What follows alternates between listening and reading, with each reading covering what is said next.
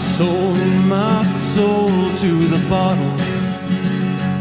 Still none of my friends have left me yet. I'm the same man I was since the age of 13, and I've lived my life with no regrets. If you're looking for some freedom, all it takes is 10 drinks minimum. If you're looking for rhyme or reason, all it takes is 10 drinks minimum. Smiley, I don't even know if the mic is live. I don't even know. Yeah, no, I believe it's working. Did you hear the dog on it? I did hear the dog. That's Brody. That's the pod dog, Brody. In the studio, we are live. We are here. Smiley is here. Smiley, it's the 19-year anniversary show. It is. That's what I knew about. Yeah. And in typical fashion, I fucked up and double booked. Yes. And just like us. I planned on just having Barney on the show, Barney Lopez from Red Light Cameras, Dog Jury, and Launchpad, I guess you should say, right? Yeah. I mean, I did know that one. I wore the shirt, and then I invited Serene as well. But you're here, Serene Amor. Yeah. What is your stage full? Is that your stage name? Yeah, Serene Amor. All right. So I was like, you know what? Just hang out and be a part of the 19th anniversary show, and then we'll bring you back on next month if you can. Sure, absolutely. Yeah. And not me though. No, you could come. Well, you're coming. Well, we got to come as a special. I've got to win it. I like. have to win an immunity idol, I think, to make it onto the next. Barney. When we get back from the break, we find out if Barney gets to go or gets to stay. I don't know. Does he get the rose? I haven't earned it. I'd like to be honest. Does he get the golden microphone? That's No, I decide who gets it. Yeah. Dun, dun, dun. It's like, does he get... Oh, there's no smiley cam today? There's no smiley cam. Oh, let me fix that. What does the country come to, Chris? So, yeah, I don't know. Not much. War on Smiley. You know what? War on Smiley. You know what? I got some shit to say about that. Because I'm going to go back old school 10 drink minimum here. And which microphone is this? Oh, all right. I thought it was... That's weird. I'm going to go back old school 10 drink minimum, and I'm going to do a little grind my gear thing. I don't really call it that. But, some shit happened this week, and I want to... it happened yesterday. And by the way, this is our 19th year anniversary show. So if you're in the chat and you have a question for us, then by all means, ask us. Well, Smiley, I'm going to have to fix it later. You can ask in the chat, and we probably will answer it. I don't know. Maybe. How many years you been doing this? 19 motherfucking years. Oh. Because I'm old. Answers my question. Yeah. So let me tell you what happened yesterday, man. Yeah. No, let's start with it. Let's get into it. So I go to Lowe's because I have to get a couple things, right? I was working on the dash of my car is coming up a little bit, so I was going to try to take it apart and glue it back down, right? So I go over to Lowe's to get, some of the tools, and all that shit. So it's early in the morning, and I was like, well, there's a McDonald's right there. Fuck it. I'll go over and get a coffee and then like one of the, Egg McMuffin, Mm-hmm. And you know how you go in McDonald's and they have the 2 lanes, right? Yeah. Oh, yeah. So there's the inside lane and the outside lane. So if there's too many people, you can fill. So I'm in the outside lane and I'm ordering, and I finish. And so I pull up in line next because I just finished and there's a space, and I pull up. There's a lady on the inside lane who's still ordering. She finishes and then just pulls up with her minivan as close to the line as she can get from the side. Does that make sense? And I'm like, well, okay. And then as soon as the person in front of me like moves forward, she just pulls in front of me and like she's gonna get her food faster. Blocks me. And I'm like, what the fuck? I was like, you're gonna fuck up the rotation here, and the food's all gonna get fucked up, and everything. They're gonna be confused. Which is exactly what happens. Yeah. I mean, that's when zipper merging really does not work. And so I'm just like, well, that's a great fucking thing. Thanks a lot, asshole. Which whatever. That happens. Somebody, maybe she's in a hurry. I don't fucking know. So they figure it out at the first window. You pay at the first window, and then at most McDonald's that I've been to, you pay at the first window, and then there's the second one. So at the first window, they finally figure it out. She gets her food. She goes. I pull up to the second window, and the people are bringing me my coffee. A dude pulls up next to me in his minivan with the window rolls down and proceeds to start yelling at the guy that his order is wrong and that he did not get his spicy McMuffin. He doesn't get out. He just yells it from the minivan next to me. Like, for me, you know, the convenience of the drive-thru has ended when your order's fucked up and then you have to park and you need to go in. You know, You don't just pull up while someone else is in the middle of their transaction and then cut them off and start screaming. So then they have to run out and bring him a McMuffin. And then he goes, "Sorry, pal. By the way, check your bag." And I'm just like, you fucking asshat. Like, both of those people right there is where our world is going to shit. You know what? Have you tried the app? No. I haven't either. But like I had like a terrible experience today too. And I'm just like, maybe I should just use the app. Maybe I'm being like old man here, like trying to go through a good old school drive-through, and I could just like park my car and like get the stuff brought to me. Right. Yeah. I don't know. I haven't tried it though. Is that how that works? Yeah, they have Because- like special parking spots no one's ever parked in. Now, see, that seems the way to go. Like, then it's just like you're running your own order board, and then I only ever go to Wendy's, and I don't think they have an app. I think they're straight up like, I don't know, something fucked up. Just come in. yeah, right. Like they even have like a smoking section in there still. I'm like, it's very old school. He's not kidding on It's a traditional the Wendy's. Wendy's thing. Like, we drove to Houston and he kept talking about how he only eats at fast food at Wendy's, and I was like, It's my one fast food that I allow myself. Like Yeah. everything else is like, Those spicy nuggets are really good, and they're spicy chicken sandwich. and they have an orange cream soda there. Yeah, Wendy's. If you're looking to sponsor a podcast, I do like those nuggets. why not this one? Th- I mean, they we are. We used to do Nugget Night. Remember Nugget Night? Oh yeah. Nugget night. We would do. We would go to Founders, and we would on Mondays, and like everybody would buy like 1 or 2 20-piece nuggets from McDonald's, and we would just line them across the bar at Founders. Oh my gosh, like an actual nugget party. Yeah. Oh yeah. And people would come in and This like. is essential. What I love about that is people would walk into Founders like, "This is one of my favorite places to drink. It's very classy," and there's like just nuggets across the thing. Yeah, classy but trashy. This Right. is like so Albuquerque, dude. Chris I is love having my his city. But you know, you guys should get the app. So I was like you guys like I wanna like hear that. 6 months ago, but I have kids. Okay. And everything's just so much easier. So you could be in the drive-through line. Right.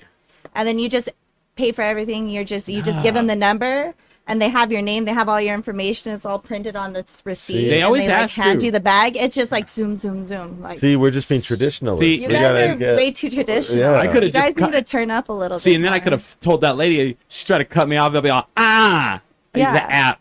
Yeah, why didn't you use the app, lady? You wouldn't be Stupid. in such a rush. So stupid. Yeah, so That's what I told her. stupid. But it also just blew my mind. The dude pulls up, like he's like, I did the drive-through, and I'm sticking with it.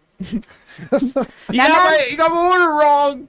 That man has been hurt a lot in his life Yeah. if he's really just like screaming through a window through another car Yep. at the McDonald's lady. Right. That's trauma that we don't understand. You're probably right on that. But I'm just like sitting there like, this both of these situations happened in one incident. I'm like, this is indicative of the world we live in right now. I like a I strange gotta- attempt to talk to you as well. After you're Yeah. screaming through your car, he's like, "Hey, buddy." But that's life. People like, I'll go out in public and I feel like I have a face that people are like, this guy's friendly. I'll talk to him, which Smiley knows is not correct. Yeah, I am friendly, but I'm not. He's friendly, but if he has an opportunity, he will throw me in the way. Correct. Get him, Smiley. Smiley, could you head that off of the pass? I don't really feel like I want to talk to that individual. I'm kidding. I'm just I'm friendly. See, when I met Serene, I was friendly, right? Yeah, you were super friendly. Right. We were in the green room in Santa Fe Brewing. Oh, Which- that is when I met you. which- Okay. It's funny because she was like, I feel like I've met you before. I know you from something. And I was like, I Yeah. don't think so. No, for sure. It's just like a face, yeah. I'm sure I just seen you through Instagram. And Mm-hmm. No, it's like and then that you- weird Instagram reality, like, have I met you before? Right. Or do I just know you through social media somehow Yeah. and I feel like I know you? Because And people, like, you feel Yeah. like you almost know people if you see them enough. Yeah. And then It's I had very never seen you confusing. before, and then you got up and just belted out like amazing music, and I was like, oh wow. And I was like, how do I not know this person? Yeah. Yeah, no, that was a fun time. Yeah, It was pretty trash can backstage. We had that little toy guitar. Yeah. Well, I don't know, maybe not you. I couldn't. Speaking for myself. So I had a bad experience that day. Besides you, other than not really. I mean, I had a good time at the event, but they burned me on pay. Like they did not pay me, and I stayed sober so I could drive up there to do that event for them because I've been friends with those people for a long time. And they burned me. They just ghosted me. I was like, what the fuck? And like people I know that like used to work there, like I've talked to them about it, and they're like, are you serious? I'm like, and they're like, God damn, man. I was like, so they'll hit me up in October to do that event again, and I'll be like, you didn't pay me last year. Like, you know, you guys don't have, you know, I know you guys have money though. You know what? Even money. They were like, what do you want in compensation? I was like, beer, free beer. And they ghosted me. I was pretty pissed. They don't have a lot of that there. Apparently not. All right. They must have been running low that day. Tea is hot. They got money for lawyers. They could sue people, but you know they ain't got money to. They ain't got no beer. Whoa! What's that tea? Oh, Is this like shots beer fired. community drama? You didn't see that where they sued that's one of the guys that bought Marble. Oh shoot! you know that was in the paper. That's not even a beer community thing. Yeah, I was in the. I don't know where to get a paper. Yeah. We're supposed to get one of those. Oh, okay. So here we go. Where do I get one of those bad boys? Speaking of which, I saw. That's why I still go to Wendy's. They don't even have an app. I have a question because you guys we hang out downtown, right? And I saw this like there's now these apps or these people on Instagram. Oh, I think I know where you're going with this. Yeah. What is it like? What is the ABQ Like hotspot? ABQ Raw, Hotspot, the Scene ABQ. Oh, gosh. Yeah. They're all like I was like contemplating. When it did today. when did those come around? Like I feel like post COVID. Yeah. During COVID, it kind of started up. I believe is it called an ABQ hotspot? there's one that's called ABQ Hotspot. There was some drama with that. Oh, is it? And one of the guys got like kicked out. I saw of the group, that. and then Okay. he started the Scene. Anyway, I saw one that was like they were like people downtown. At any moment, there's 1,000 cameras watching you. 1,000 cameras watching you, and I was like, and I laughed and I showed it to somebody. And I was like, cool, because they can watch you all day if no one shows up to do anything about it. Who cares, right? The cameras are the only ones watching. There's no one on the other end of the Yeah. cameras. No, and if there was, they'd be like, we have a crime here, and the police would be like, I won't deal with that. is there a weapon? Is there drugs? Is someone in danger of dying? And then like, all right, we'll show up in 2 hours and 45 minutes. You know, Yeah. it's ridiculous. Christopher Mayer. Well, it's so weird. Well, you know, Tim doesn't tip, right? Oh yeah, where's that sticker? We got to get them made. I'm not the. Here's the thing. Tim? I think you know who Tim is. Call Tim out. I have. So here's the thing. Pull up his picture right now. Let's kidding. So you want to know where that comes from? So there's a couple bars that I go to, and they'll say, "Hey, such and such was here," and I said, "You know, Tim was here," and they'll be all, "Yeah, he had a big old group of people with him, and then he gave us $2." And I'll be like, "How long was he here for?" 2 hours. Oh, and then I knew that, and so then a friend of mine was doing an interview for a group that is funded by the city. And we're off. You know, we're not doing the interview yet. And she's like, I'm like, how have you been? She's like, oh, I just came from an event, and fucking Tim was there. And I go, and he didn't tip you. And she goes, how the fuck did you know that I was gonna say that? I go, because you're not the first person I've heard that from. She goes, well, I've been talking to a lot of people in the industry, and then she's like, we're making stickers, and it says that Keller doesn't tip. And I'm like, ooh, Oh man, Yeah, fuck that. how'd you guys end up with Darren White? yeah. Well, he does 20%. Yes, tipping. I get That- some weed from him. Have you worked in the sometimes, service I guess. industry? I'm in the service industry. That's So- why I'm like, fuck Tim. So dude. immediately, right? Like you can be as like. If anybody spots him out at any time, let me know. I'll take care of him. I'm I'll like, tip oh proper my from- goodness. Maybe he After I'm done assumes. with him. Does he get everybody's tab, or does everyone pay for themselves? I've heard people even get his tab and he still won't tip even after he dang. gets free drinks. Dang. Like on a free drink, you're not even gonna tip. That's fucked up. Just like one of those guys does not carry cash with him. Just refuses He's to. all, Does he give advice at shit, least? He's where's like- my wallet? Weird must be mad at does he Mary leave? Jack. Does he leave the Bible quote? You know, Oh yeah, that's always the best. he's like, oh dang, guys, I left my wallet at the country club area where I live. Oh, my bad, my bad. Yeah, it's how the rich stay rich, dude. They don't tip. They don't tip. You know what? New Albuquerque law: the mayor has to live in the war zone, like while they're mayor. Boy, that would change. Or right? like whatever the worst neighborhood in town is, Yeah. the mayor has to live there and Yeah. We talked about this on the They'd be like, last. move him just- around. There's just one gated mayoral house there. They're like, what is Yeah. this shit?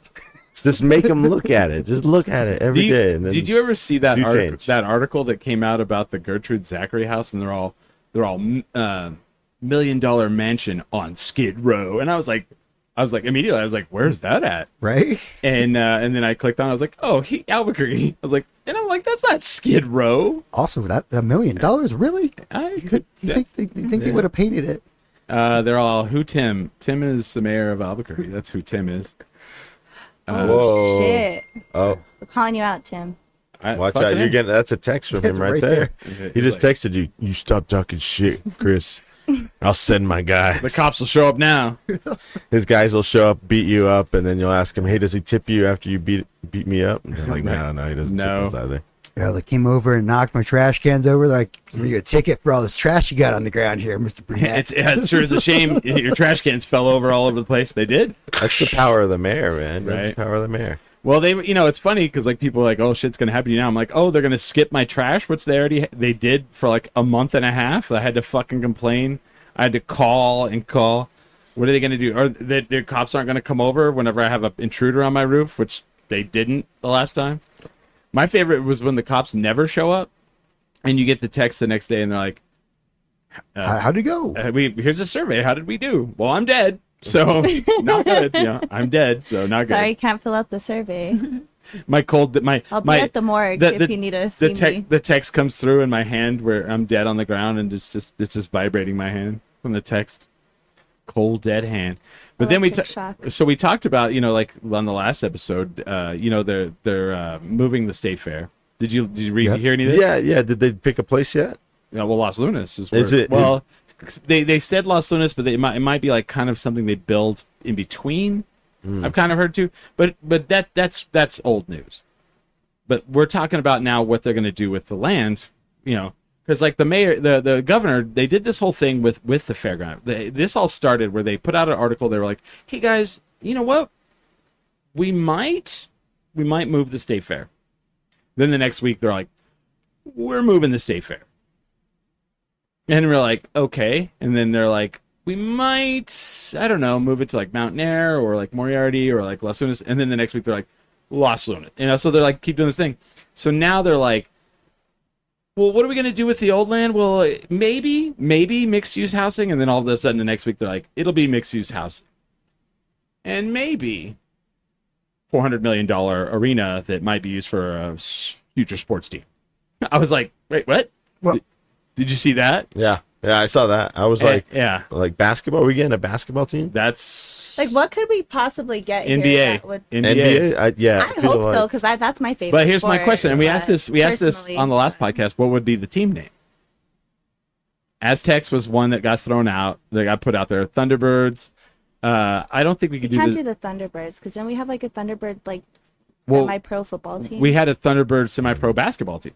That's what at it one- was. yeah. Okay. But like Aztecs was one of them. What was the other ones that people said? Roadrunners. Roadrunners. I like Yeah. that one. I didn't dislike that one. Yeah, I don't dislike that. No. It's just kind of like, I don't want to say basic, but But here's tu- my- it's like the our city tumbleweed bird. Yeah. snowman. I can't. But here's my thing. I do not want turquoise in the colors. I don't know. Well, if we did, what would be the colors? Cherry and silver. Cherry and Can't do silver. that. I'm UNM, sorry. UNM would freak Sorry. I out. feel like yellow and red like would be solid. Yellow and You red. know what See, I Yeah, mean? yellow But and just red. keep it simple. Keep it like the You just Zia. can't name the team the Zias though. I don't. Yeah, think. like that would be no. No. We can't do that. Or like the green chilies, like you know what I I mean? mean, like we- like we're more creative than that. Like we don't need to dumb ourselves down the to just six- the fucking six- chili and roadrunners and the Albuquerque you know, 60 Stickers. tumbleweeds. The green chili cheeseburgers. Isn't Ew. that what they use over here sometimes? What if they took the mariachis? What if they took that name? Yeah. I wish. Mariachis would be lit. I'll be honest. I wish the Isotopes would change their name to the Mariachis. Yeah. I feel like the Isotope joke is Yeah, it's done. It's done. Yeah. The Simpsons thing is old. It's like, and so like, what was it? The El Paso team So that was all like one big thing where they were trying to like, they were doing like Specialty Hispanic nights, heritage, thing, and they were doing like every team changed their name, and then they gave an award to a team that best embodied it, and we won.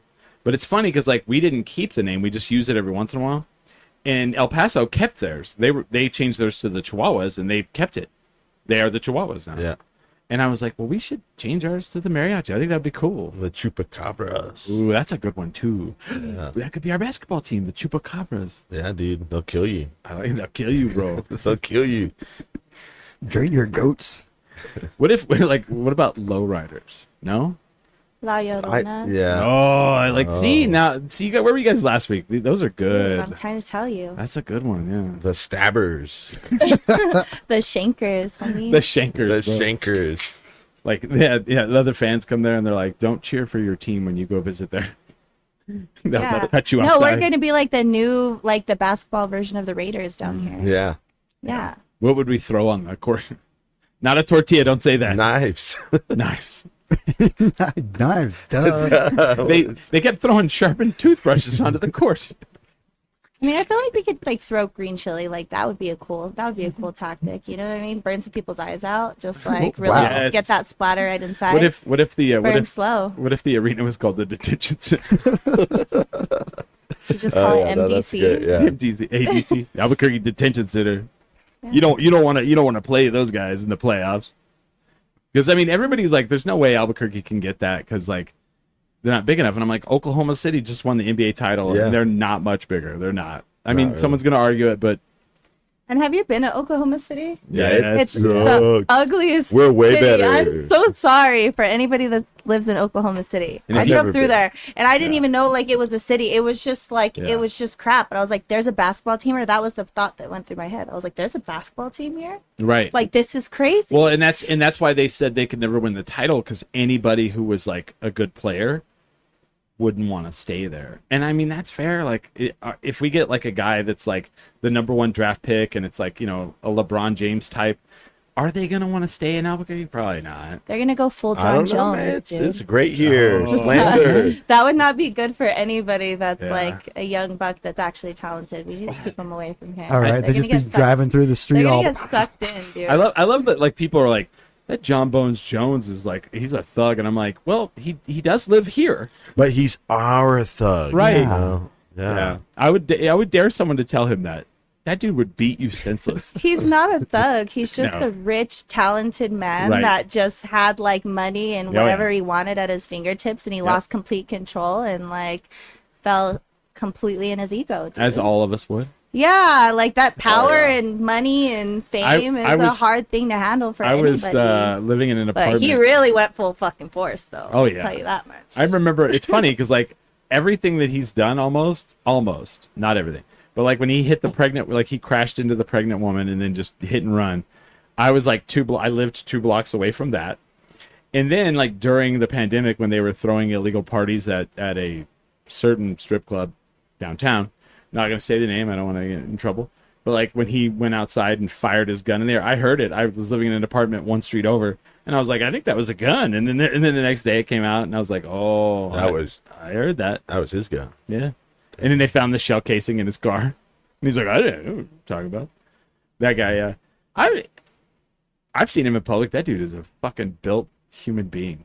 Like I was like, oh my God, like that is the most athletic looking human being I've ever seen in person. Holly Holm is like that too, though. Have you ever seen her in person? Yeah. Like you'll see her at like Whole Foods and you're just like, Jesus Christ. Like I would never talk shit to that human. They just beat you senseless, you know?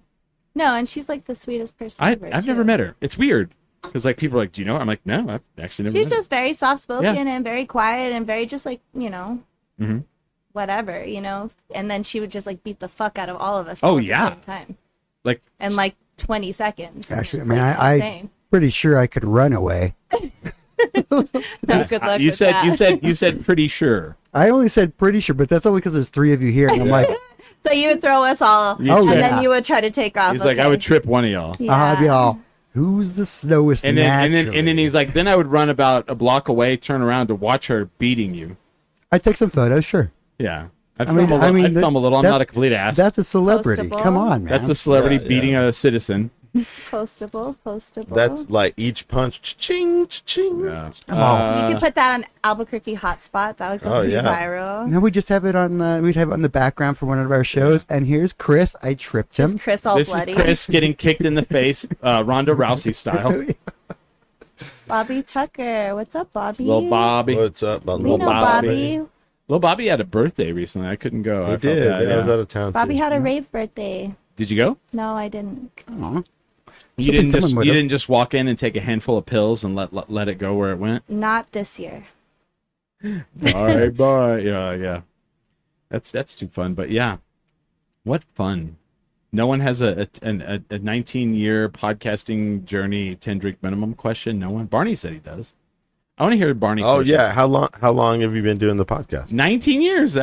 We've established that. That was the only question. That was the question I had. No way. No, well, okay, all right. I guess let's see. How did you get the name the mayor of downtown? Like, Oh, that's what's a the good story question. behind that? Where did that develop? Okay. There's a guy named Billy Spiros, and he does Beer with Billy. I think that's his Instagram handle. He has a YouTube channel. I worked with him. And so I have all these people that I have a day job. I don't really want to say what it is, but I have a bunch of coworkers, and I would bring them downtown, and they're not downtown people. You know what I mean? Right? Yeah. And we would go downtown, and we'd walk from place to place. It's actually, you're involved in this story.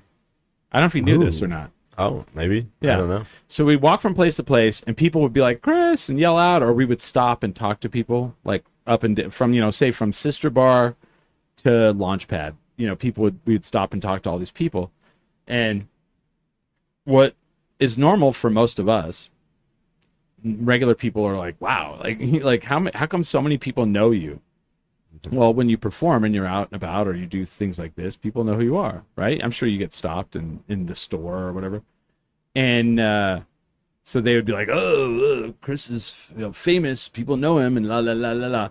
Well, then one day all of us were having a happy hour, my work friends, and at what was the time called Dialogue. Now it's Juno, right? Okay, yeah. And I was like, hey, my friends are playing over at Rio Bravo. You guys want to go watch them play? And they were like, yeah, who is it? I was like, they're called the Red Light Cameras. And I said, they're playing on an outside stage, and we'll go over there.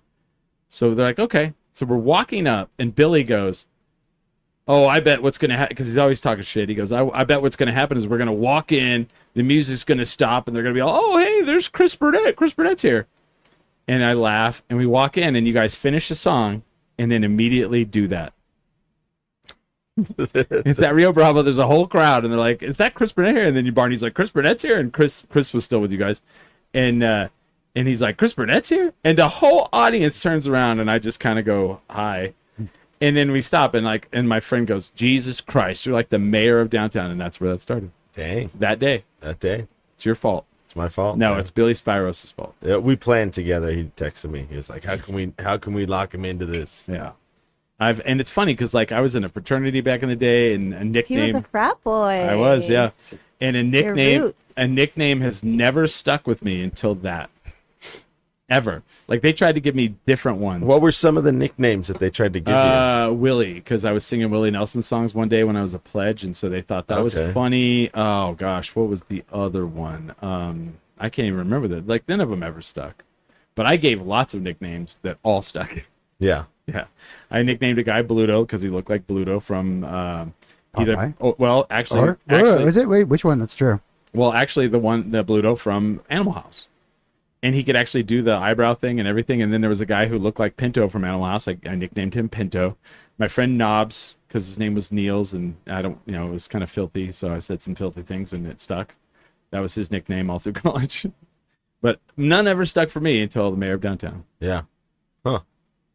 And I mean, what's that? Do you think that so you were in a I was gonna say sorority, but a fraternity. Mm-hmm. And ask a question about that. Yeah. Yeah, well, I guess what's the connection between that and 10 drink minimum? Like do you see like how that has influenced the creation of this show? Yeah, 100%. How so? 100%. That's a very good question, Barney. Damn. So I actually reference this a lot in my work life because when you're at a day job or you're in an office and there's like, we're gonna have a training or a presentation, and you go in and the people doing it are terrible at public speaking or just being in front of an audience, right? Like here's the question for Serene. Like, how much stage fright do you get? I don't get a lot of stage fright Right. necessarily. Like I get nervous. Like I don't want to say I don't get nervous, but I'm up there, Right. and depending on how many people are outside, Right. I'm like, what am I gonna do? Fucking choke? Like I have to just do it. That is the most New Mexican thing I've ever heard. What am I gonna do? Fucking choke? Yeah. I love that. I love that. Yeah. That is amazing. Because like people are like, because some people are like, that's exactly what I'm going to do. I get more nervous one-on-one, like recording. Yes. Because for me, I'm like, if I'm vulnerable in front of like Yeah. X amount of people, I'm like, maybe a couple people are listening, but they're not staring right at me Yeah. or like paying attention to every detail. But when I'm like one-on-one with somebody, I'm like, you're staring right at me, we're staring right at each other. I'm like, oh, you know what I mean? And I'm like, holy shit, like this is all of like who I am. So you're really paying attention to that. Right. So that can get nerve-wracking for me personally. Well, and I feel like you and I are the same, where it's like being on stage is like home. But like me Yeah. talking to one person is like, what the fuck? is going on? yeah. But Put me like, in a crowd, man. so let me answer your question. So when I got into fraternity, like everybody always hears fraternity and they think of hazing and they think of partying. First of all, there was very little hazing in the group I was with. We were very, very good. I mean, some things by like today's standards would probably be seen as hazing, but like to me, They made you sing Willie Nelson songs. no. That I can't believe they made you do that. I had to answer. Okay, here's a very outdated one. We had to answer the phone. Pledges had to answer the phone by the third ring. Right. That's just common courtesy in a house. I have to right? do that at my restaurant, dude. But that's Like outdated every 'cause- restaurant I've ever been in. Right. That's outdated because there is no phone anymore. Right. Yeah. And here's how many times I answered the phone. I can tell you, I can still do the phone thing to this day, and that was 30-something years ago. Beta Theta Pledge, Christopher Burnett of the Zeta Sigma Chapter Sigma Chi Fraternity. How may I help you? Dang. Yeah. But we had to do that, and then like if we always had to have our pledge book on us and our pledge pin on us. If you got caught, you would literally have to carry, like, there was a big wooden shield, and you'd have to carry that around for a week everywhere you went. If you got caught not carrying that would be bad. But like other than that, nothing really bad, nothing really awful, happened. Like, hey, we had to clean the house, the fraternity house. Monsters. And then I learned how to like fuck with pledges when I was an active. So like during I week we all had to clean the house, and like every day was a different room. And so I learned this, and this is terrible, but like when you would walk up to the house, you'd walk, as an active brother, you'd walk over to a car, and you'd take your fingers and run it across the hood of the car, right? Okay. Then you'd walk in the house and you'd find the guy that, probably was the laziest. And they'd be like, hey, blah, blah, blah. You cleaned today? And they'd be like, yeah. Where did you clean in this room? And they'd be like, well, I cleaned right over there. And I'd be like, so where this, like, and you'd point like a picture. Be like, so this picture's clean. And they go, yeah. And you go, okay. And you'd put your hand across the top, and then you like go like that, and there's like dirt all over your finger. And they'd be like, oh. Dude, crushed. Dude, you had prison rules about cleaning them there. And it's like, and of course it's dirty because I just ran my hand across the car. But other than that, that's the worst shit I ever did. But probably not. There's probably somebody that's gonna be like, I beg to differ. But anyway, back to your question. So when you become active, you have these meetings once a week. They're called chapter, and the way it works is like if there's any business, there's one round of discussion, and it goes from the lowest initiated member to the highest. So in discussion, right? So if you're like newly initiated and they're like, yeah, we're gonna have a big party this weekend, we're gonna vote to see if we're gonna have a party this weekend. If you're the newest initiated member, you go first. So you're like, you have to like speak your mind, and then you can't talk again. So everyone after you gets to talk.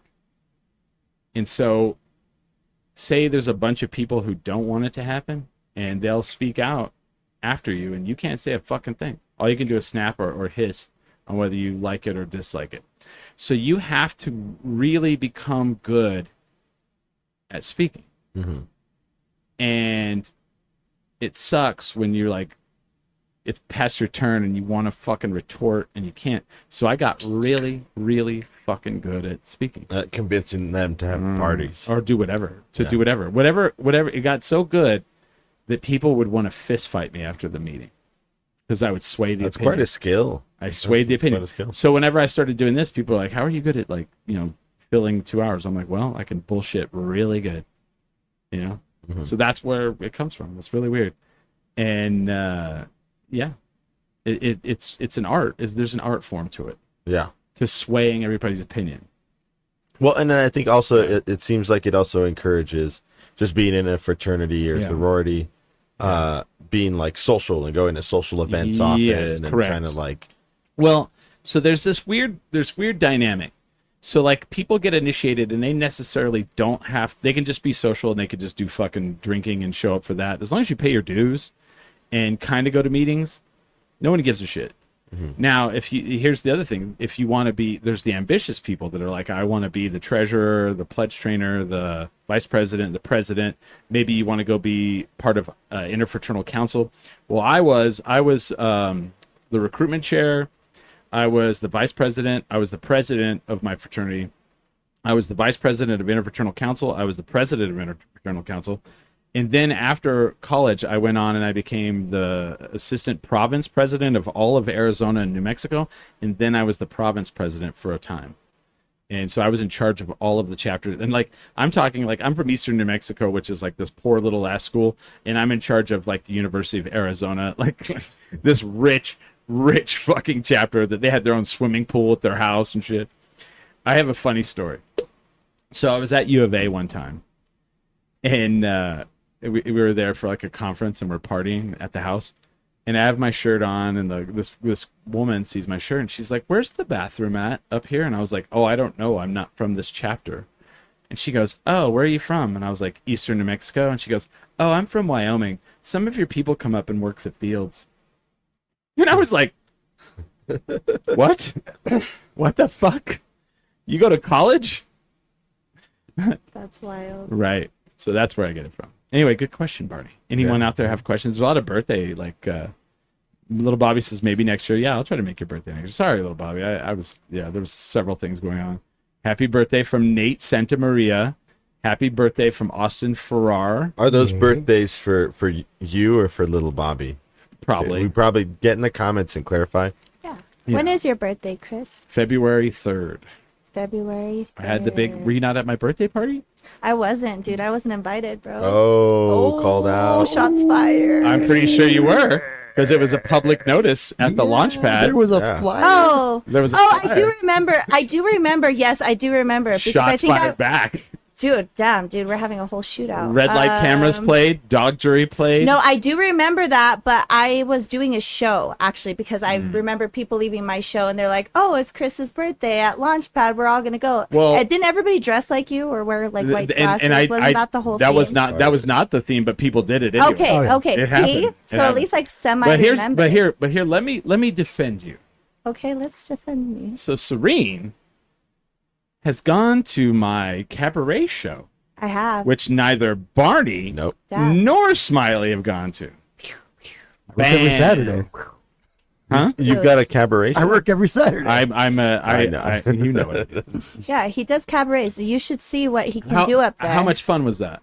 It was actually so much fun. It was Right? like one of those underground things, and I'm like, why haven't I heard about Right. this sooner? Right. I think I can't remember. Was I doing a show that day? Yes. So I went. Yeah, you went to my show. I went to your show, and you were like, "Come to my show." and you did. And you didn't Yeah. have to, but you did. No, And that was we great. had It was so cool. much fun. It was super cool. It is like, it's so funny because like people will show up to it and they're like, they don't understand. They're like, I don't. And then it happens. They're like, that was fucking cool. Like, I don't. Albuquerque doesn't have things like this. I'm not gonna lie, I was a little bit unsure, but I'm like, what else am I gonna fucking do? Go to the library? Or I'm like, no, absolutely not, dude. Well, I don't like to do that, you know what I mean? So I'm like, what else is there to do? I don't really want to go home. I had my best friend with me, so I was like, let's fucking try it out, you know? Yeah. We're talking the library, the club, or the the public place? library. The public library. You don't ever go to the public library. That's 10 where o'clock? Barney. That's where Barney I'm takes. there all the time. That's where Barney takes his email. I'm like, past 10 o'clock is when it's like really, really, really popping. You can really get a lot of like reading. You can and get your porn watching on the internet there. Wouldn't that be cool Whatever. though? Free That'd be Wi-Fi. Cool if they did it late night public library. I think that'd work. That would probably work. Books Well, under yeah, the man. stars, dude. Totally, it would I not mean, work I would sleep there all all the time. you know how many people sleep there, right? Hey, well, it's not. I mean, I already As used. long as they've got a book, they can sleep all they want. Peaceful. I mean, I used to do that during the day. Well, it's an air conditioned place. You can take a nap. Yeah. Who cares? Super Chameleon says, "Shout out to all my books." Yeah. Yeah. All right. Super Chameleon loves the books. Yeah. I've been getting more into books as I get older. You like books? I like for the radio to read them to me. Yes. Okay. Well, I like the audiobooks. Audiobooks, man. Big, huge Sports fan of the books. audiobooks. Yeah. Here's a question. Oh. Looking back, which guests have you had that you would like to redo the show all over again? Either differently or just the same because of how great it was. Yeah, that's a good one. And I'm trying to really think on that. Like, what I'd like to redo. Fuck, that's a really good. Okay. Ooh. Man, I'm trying to think on that one. Well, what about what are some of your memorable guests? Let's start with that. Jeez, I mean, we've had Combo from Breaking Bad because I've been friends with Rodney for a long time. It broke my heart to see him like wearing an Arizona hat. I was like, no, you're New Mexico. You haven't let him back in since, right? No, Good. but he was in town for they did the thing. The three guys from Breaking Bad did the That's right. signing and picture thing at the Breaking Bad store Oh, cool. last weekend. I think Rodney and Badger or Combo and Badger and Skinny Pete. That's right. They were all in Dang. town last weekend. I didn't know they did that. Gosh, you know what? I have a good one. Now I just thought of it. So there's a couple. Michael, what is his last name? He was the set designer for Breaking Bad for seasons 3, 4, and 5. I had him on, and it was right in the middle of the meltdown that he had where we didn't have him on. We were trying to have him on, and Aaron Paul and him had a falling out. He was supposed to do Aaron Paul's wedding. And Aaron Paul went on, like Leno or one of those shows and trashed him. That he flaked out on the wedding. And I really wanted to talk to Michael, but he wouldn't do the interview because of that happening. The other one is RJ Mitty, who is Walt Jr. He and I partied. He was 20 years old, and we snuck him into Low Spirits. Oh my God. It's way past That's a crime. It was over 7 years ago.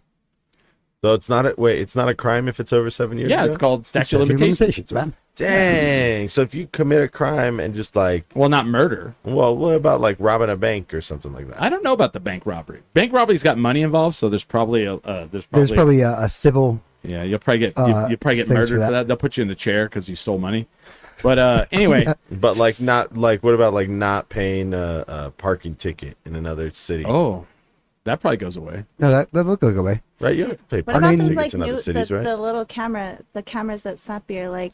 Those are civil. Those aren't even. Yeah. Those like you don't even. If you don't pay those, the worst thing that can happen is they can bang it against your credit.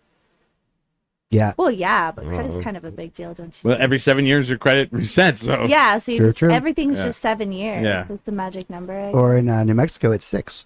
Okay. Yeah. Fair 'Cause, enough. I owed like UNMH like almost $1 million, and I was like, I'm just not gonna pay you. Yeah. And Fucking, what are you gonna do? Kill me? They're all- Already, they're all- Then you'll never get paid. Fuck then off. 6 years later, just dropped off my credit score, and I'm like, don't have to worry about that no more. They're all. Hey, don't forget we're gonna send you your bill, and you're like, oh, okay. Good luck on that. Yeah.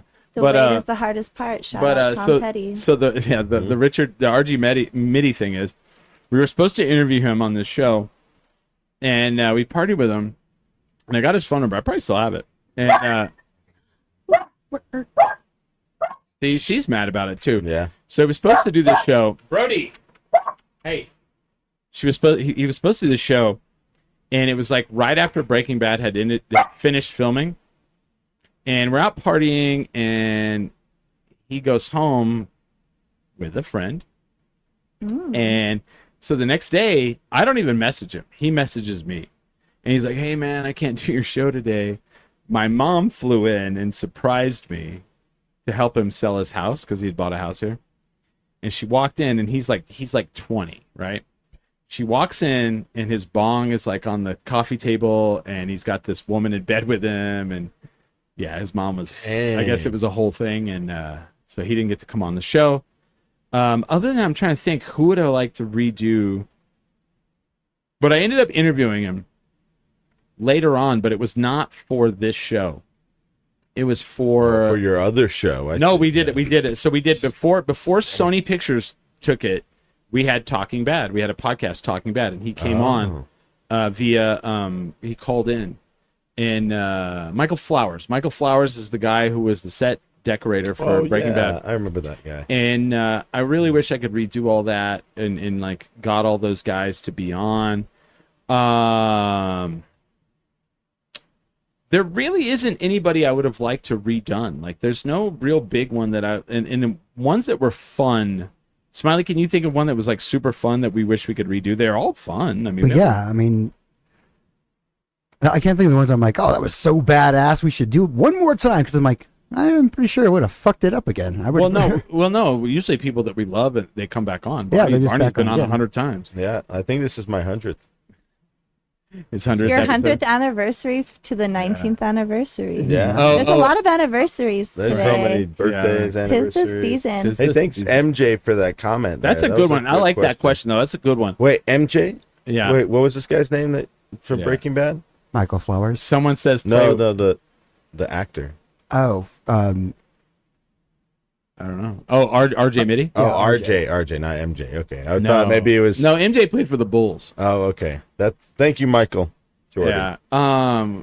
Yeah. I mean, there's definitely a lot of people. Someone says play Wagon Wheel. Yeah. Rock me, mama, like a wagon wheel. And that's got to be someone from my past, because Wagon Wheel was like a big part of my life at one point. Not the Darius Rucker song.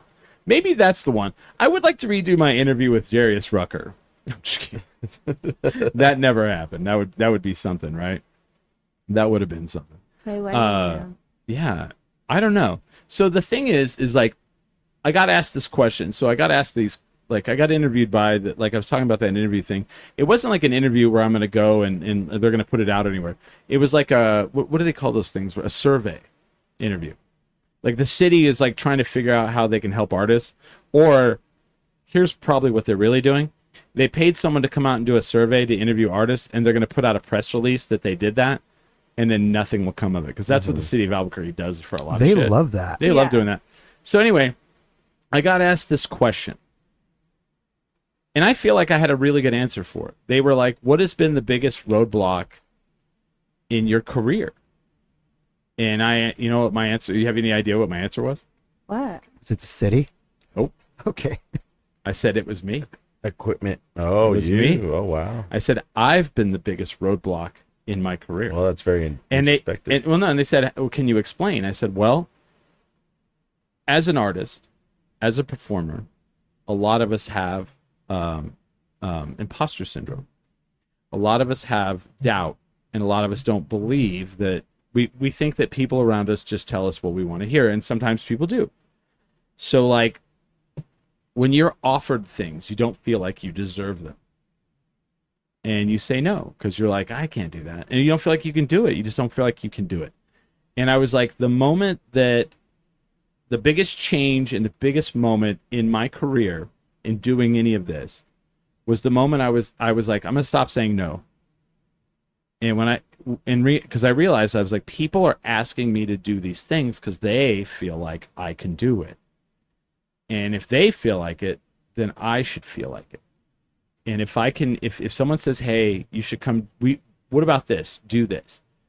And I'll go, yes. And if I have no idea how I'm going to do it, I'm going to try to figure out how to do it. And 95% of the time I did.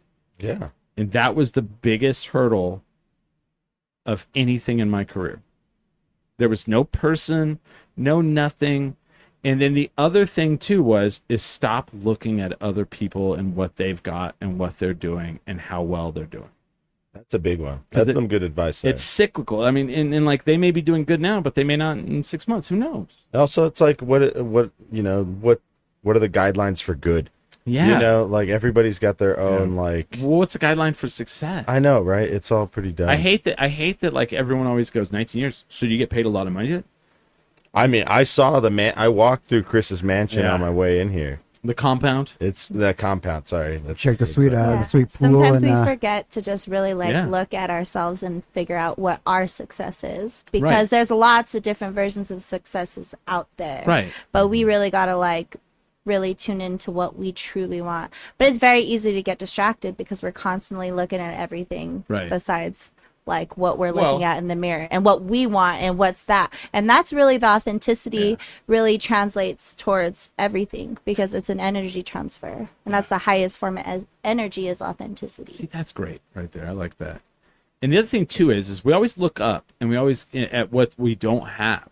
Now, the thing with that is like you may not have what the people above you have, but you have something that someone else is like, fuck, I want to get to that, you know? I want to be at that level. And where you are, and you don't really think, but I mean, I'm not saying don't stop striving, but you know, sometimes stop and go, you know what?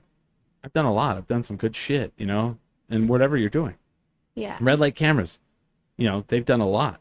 Barney's got his new band, Doctor. They've done a lot.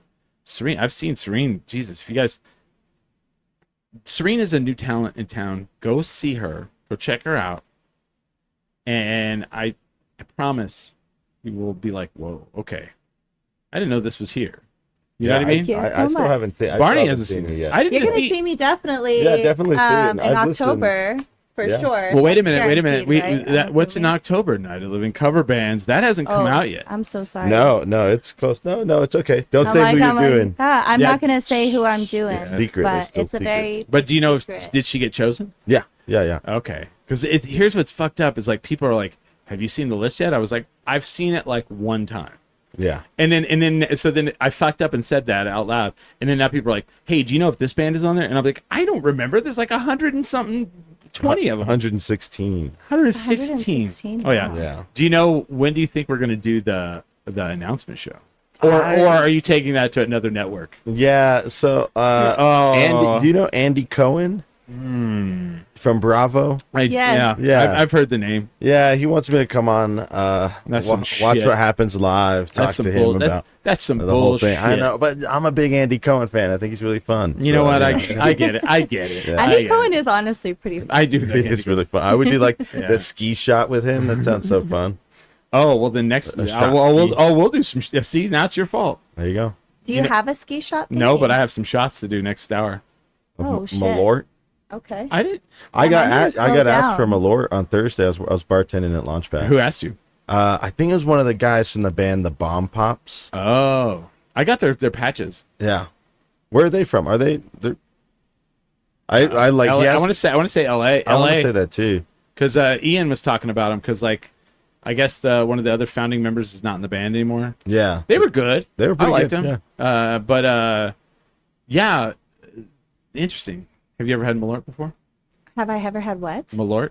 No, Okay. but it sounds fun. Oh, it's super fun. It sounds fun. It's It not does, like yeah. absinthe or anything, is it? It's like absence, like step cousin. Yeah, it's like as Adjacent? It's like absent step cousin in a good way or a bad way. Is it the one that teaches you bad things, or it's is the it the one one that- that's like swinging on the fence? It's the one that Does that- teaches One that you punches like you in the gut. life's hard, but at least you made it out of the coal mine, brother. Okay, well, I've been through some shit, so this right. is going to be a fun challenge. This is for a me. tidbit. Mugwort. It sounds like something from Harry Potter. Malort.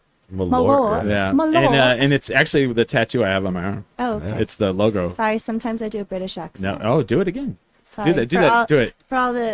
For all the Britons Do you- out there. There are some that Do you listen know? to this one. There are, we actually do. We actually have British. We know we Craig. really? You know Craig Buchanan. I know Craig. Yes. Yes. So which British accent do you do?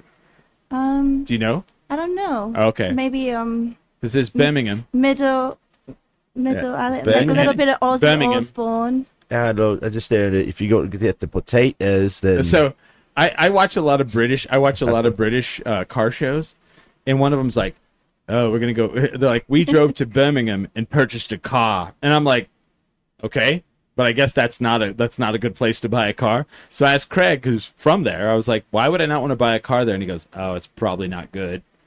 So like maybe they're like the bad area of like that London. I don't know. The Albuquerque. it's like saying I went down to the dealership in Berlin. Yeah. Sorry, I did not mean to laugh that hard. right. That's I'm just saying context. Sorry. What I love This is is gonna be a this great is my story. this is my new favorite one. Berlin, you say? Yeah. Ow. This is my new favorite one. So I love that our place. friend I'm down from New Jersey who listens to the show goes, "So you guys from Albuquerque don't like Rio Rancho?" And I was like, "No." Yeah. And he goes, "And you also don't like Los Ranchos?" So I was like, "Correct." And he goes, "But you like Corrales?" I was like, "Oh yeah, Corrales is nice." Ex novo. And that's kind of like and it's hilarious because you just because every single person I do that to, they go, "Yeah, that's yeah," and they're like, and then they'll go, "Because you want to live in Corral, right?"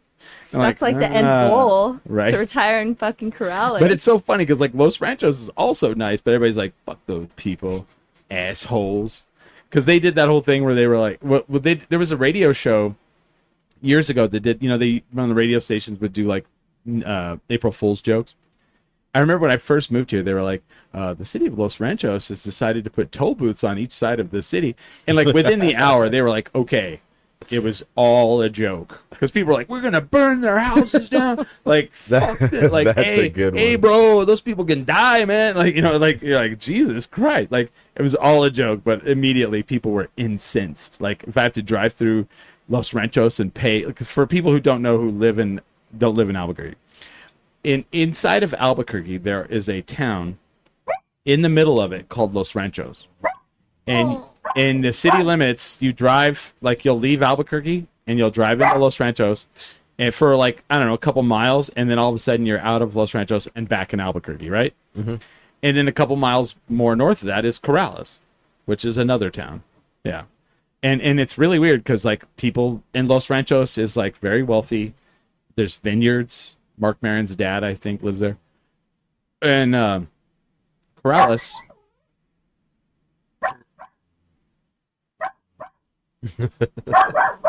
Brody. Corrales also rich, right? But farmy and has a ex novo, and you're like, I like, and it's like country. There's this cool like country bar there. You feel like you Oh, just yeah. like should like bring your rifle and just like slam it on the table and be like, yeah. I need a fucking Blanton's meat. You know what I Yes. mean? And it's like shoot it down and then just Yeah.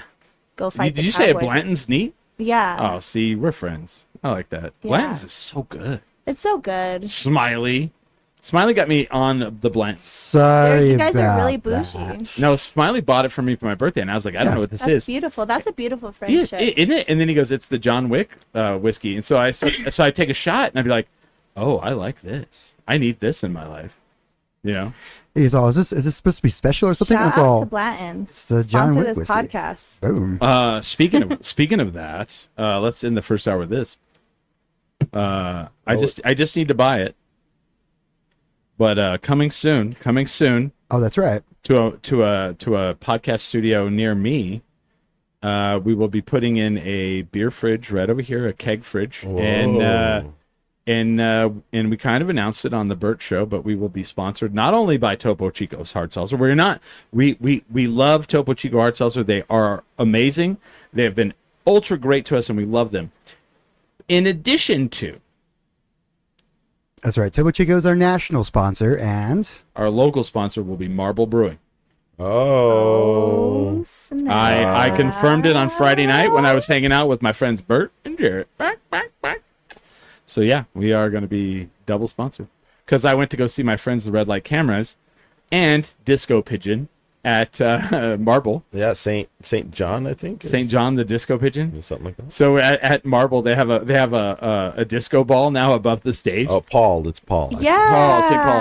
And there was like the whole time there was like a pigeon on the disco ball as it spun like on the top. He's like, I like It this was ball. pooping on people. There was Yep. one person Oh, that yeah. got assaulted. Yeah, that's what Yeah. happens. Disco pigeon. Disco I would pigeon. say now they have good luck. Yeah. Oh, is that what that is? Supposedly, if a Yep. bird shits on you, it's supposed to be good luck. Okay, well, Go I'll straight keep to the that in casino. mind. Go straight. Don't wash it off, dude. I mean- But, Just that fucking Think about how 100 on Yeah, 33. how often Right. you get shit on by a pigeon. I mean, honestly, it's never happened to me. yeah. It's got to be pretty lucky. Well, I mean, the other thing too is they don't do they. I've never seen pigeons really flying. They kind of just walk around on the ground, don't they? They fly around. No, kind of fly. I'm sure they fly up sometimes. They fly but out of they the like way to of my be on car. the ground. You ever Alright. see a baby pigeon? They're downer than fuck. They're down to them. Fuck. I love that. See, I have a person I work with, and she's northern New Mexico, and like, I just love listening to her talk. She'll be all, yeah, we landed over there at the. We fucking landed over there. We landed over there at Marble, and I'm like, nice. And then I'll be like, who do you got to go see? She goes, oh, this vato downstairs. Yeah, we And I our love it. vatos. I love it. I'm like, yes. We're gonna take a break. So, Serene, are you playing anywhere anytime soon? Yeah. So this Sunday I'm gonna be at Frank's Chicken and Waffles. Next Sunday? Yes, the Okay. 27th at 3 p.m. We're going to be doing like a small, it's kind of like an NPR thing. They're going to film it. Oh. He has his own radio show. Frank from Frank's Chicken and Frank's Waffles? Chicken and Waffles. He's a very big deal. If y'all haven't had Frank's Chicken and Waffles, It's the best. Yeah. It's So, literally the best, and it's the coolest place.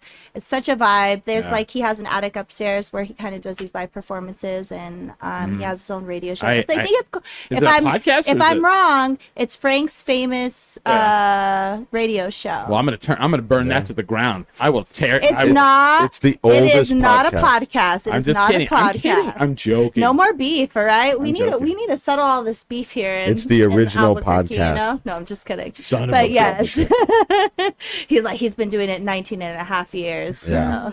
he got you by 6 months. No, so there's music there? Or you're doing the show? You know what? I don't know if it's a new thing or if it's a selected thing. If he just films it, puts on his radio show. Yeah. I was just very, very thankful you know- to be asked to do that. Yeah. And then second, I'm going to be Marble West. Okay. August 12th, I'll be at the Imperial, and I'm going to be doing the State Fair Yeah. main stage this year on the 5th of September. Nice. This is So the it's gonna last be- year. This is the last year at State Fair. Yeah, Yeah. dude, we're going to So bring it. get We're going it to burn in. it down, dude. We're gonna burn that shit to the ground. Yes. So my question on this is like, is it going to be on the radio when you? I don't think our local radio, so he has his own radio thing. I I kind will of- get more information. No, I think it's like think an I know. internet radio type Yeah, of thing. I gotcha. His own type of thing. He has his own, Yeah. I don't know. It's kind of. I everything. mean, it's literally this, but it's like whatever. Yeah. It's fine. But like, I get like people will do it a different way because I know a couple of people that do it that way, and like the way I look at it, I'm just kidding. There's like room for everybody, but we'll get into that a little in the second hour because that's kind of a thing that's been an ongoing theme in the last 19 years. But that's cool. Barney, what you got going on? Let's see. I am going to Sister. I'm gonna be playing with red light cameras at Sister. You guys got a Thursday. tour coming up. Yeah, we've got a bunch of dates coming up. So we're doing Sister on Thursday for Yeah. Dimer's album release party. Oh, those scumbags, those Yeah. gumballs. Yeah, those guys. So I would never have those guys on my show a third time. I'm just kidding. I love those guys. They came on Like a couple 2 weeks weeks ago. ago, 2 right? weeks ago, yeah. I love those guys. yeah, that should be fun. So we're opening for them on that show. We're going to Gallup on next Saturday. We're gonna be playing at the Main Street, That's cool. like right up front of the courthouse over there. Do they know this? Or are you Oh, guys yeah, just gonna yeah, go? no, We're they gonna, know. we'll be at the courthouse in Gallup. You will get going it. to down. We're going to downtown. We'll be there. No, that's cool. Yeah, so we're gonna do that. You and guys are then- doing a tour though. and then we're touring the following week. Yeah. Yeah. So we're heading out to California, or we're doing Phoenix, Oceanside, L.A., San Yeah. Francisco, and Calusa. As you're leaving New Mexico, do you go dun dun dun dun dun dun dun dun dun dun? California, here we come. Is that what you're gonna sing? We all, a cappella in the van all together. California, here we come. Yeah. Yeah. You got to do that, right?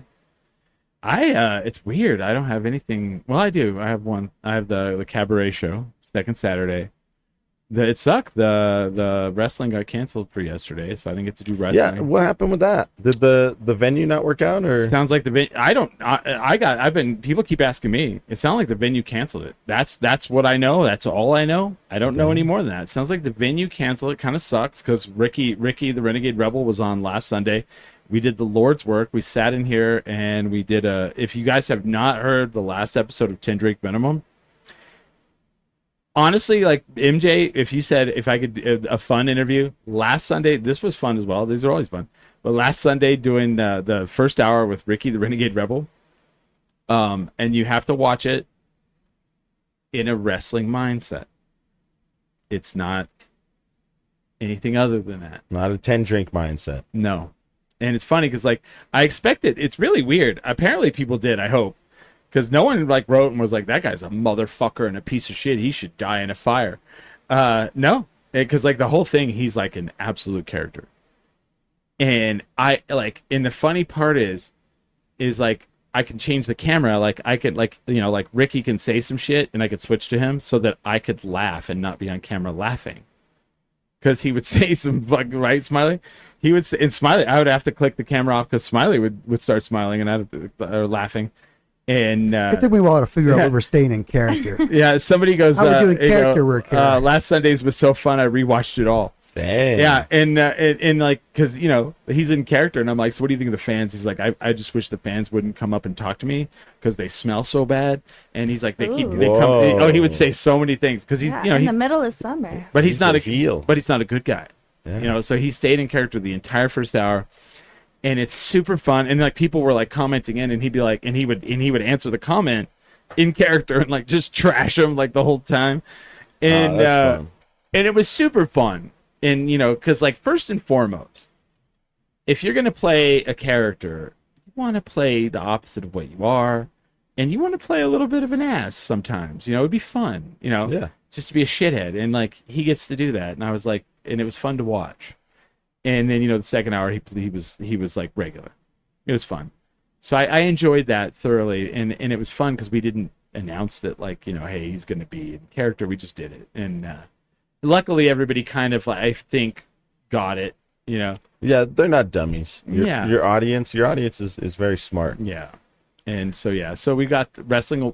I think wrestling is coming up next month on, I don't know. I'll announce it, but second Saturday, Almost AAA Cabaret. They block off the entire block of Second and Gold, right in that area, and they have food trucks, and they do all kinds of comedy. Plan it out. It's a great date night. If you guys want to go on a date, right? You went. Oh no, I literally told people, I'm like, this is a great date night. Yeah. I've told people that, like, legitimately. And, I'm you know, like, it's and different. It's like a little show. There's Hollow some drinks, Spirits. Hollow Spirits there's comes out. food. You know what I mean? They make drinks. It's fun. So yeah. So the next one's on the 9th. Yeah. Oh, okay. I expect you to be there, Barney. Yeah. I have a wedding that day. I have to Curious. go. Oh, Damn, like dude. go to the next DJ in one. a wedding. Go to the next one. I'm the Go- DJ. I gotta. go- Yeah, dude, he can't fuck up their wedding. dude. DJ the next Then they're one. not gonna make it. Hey, Michael Flowers fucked up Aaron Paul's, and then he got talked Yeah. about on. Well, I don't want that to Well, happen to Aaron me. Paul There you is go. probably days are numbered with his wife at this point. I'm Oh, doing. no. I'm just Uh-oh. kidding. I'm doing Aaron Paul's next wedding. Actually, DJ. Yeah, Alright, there we fair go. enough. He's already booked and busy. He's we're- very booked and busy. We're gonna take a Barney. break. Come back with your questions, and I'll tell some stories maybe from the last 19 years, right? Oh yeah, let's hear some good Yeah. stories I'm trying and to bad think. ones. Oh, for sure. Oh, I will. I'll tell some beef or some tea. Nasty ones. Oh shit! The creamy You know what? sweet tea. I'll we tell were some. talking I'll tell about. some art bar stories Oh, from the day because, you know, whoa. that's way gone. But, you know, yeah, I'll tell those stories for sure. We'll take a break. We'll be back with that. We are 10 drink minimum. .com.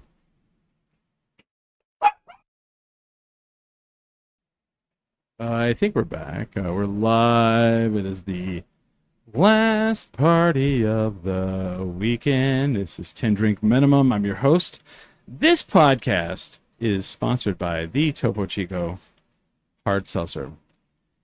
It's the hardest seltzer in Albuquerque. So hard, bro. It's hard, nah? Harder than fuck, yeah. Harder than fuck, eh? So with us in this anniversary show, we have Smiley in the background. I'm sorry I didn't fix your camera while we were at break. I should have, Smiley. That's fine. I probably should have fixed my headphones. Are they broke? Okay. But we have Serene, Amor. So you explain, like, you're a singer, right? Yes, I am a singer. I didn't understand. So is there a full band? And we're going to have her on the show later. We're going to do a full-on, in-depth, find everything out. Find out, get the tea, you know what I mean? Yeah, the But- creamy sweet tea. Yeah. The milky, right? The super milky tea. Yeah. Yes. And then we have Barney Lopez from Red Light Cameras, Dog Jury, Launchpad. Yeah. No longer Blackout Theater. They fired him. Fired. You are fired. They're all. No, I retired, I'm bro. kidding. You retired. I'm done. Yeah. I'm all old. And what do we? Did you pour the shots? I Smiley? did. They Yeah. are sitting in front of everyone. They're Oh, you really went low. That's cool. Thank you. So before we get into the Malort, where's the bottle? Oh, I got it. So like, people talk about success. People talk about like things like how do you like gauge it all? Because it's hard. Like, there's no more downloads anymore. People aren't downloading podcasts anymore. It's all streaming. So it's hard to really get a good grasp of like where you're at in the world. But for me, it's like when people fly from another country to bring you a bottle of liquor from their neighborhood. We had a fan named Steve from London, and he not once but twice has flown here, driven, and we hung out with him, and he gave us this bottle of gin, and we're going to take a shot of it. Oh, if I don't spill my liquor, which I just did. Spill my my topo. You know what? Just smash that can. This is the smoothest gin I've ever had. I'm not a gin drinker, but this is my favorite gin I've ever had. Like, I want you guys to try it. See what you guys think. Here you go. Here's to another 19 more 19 years. more. Yeah. And yeah. Cheers.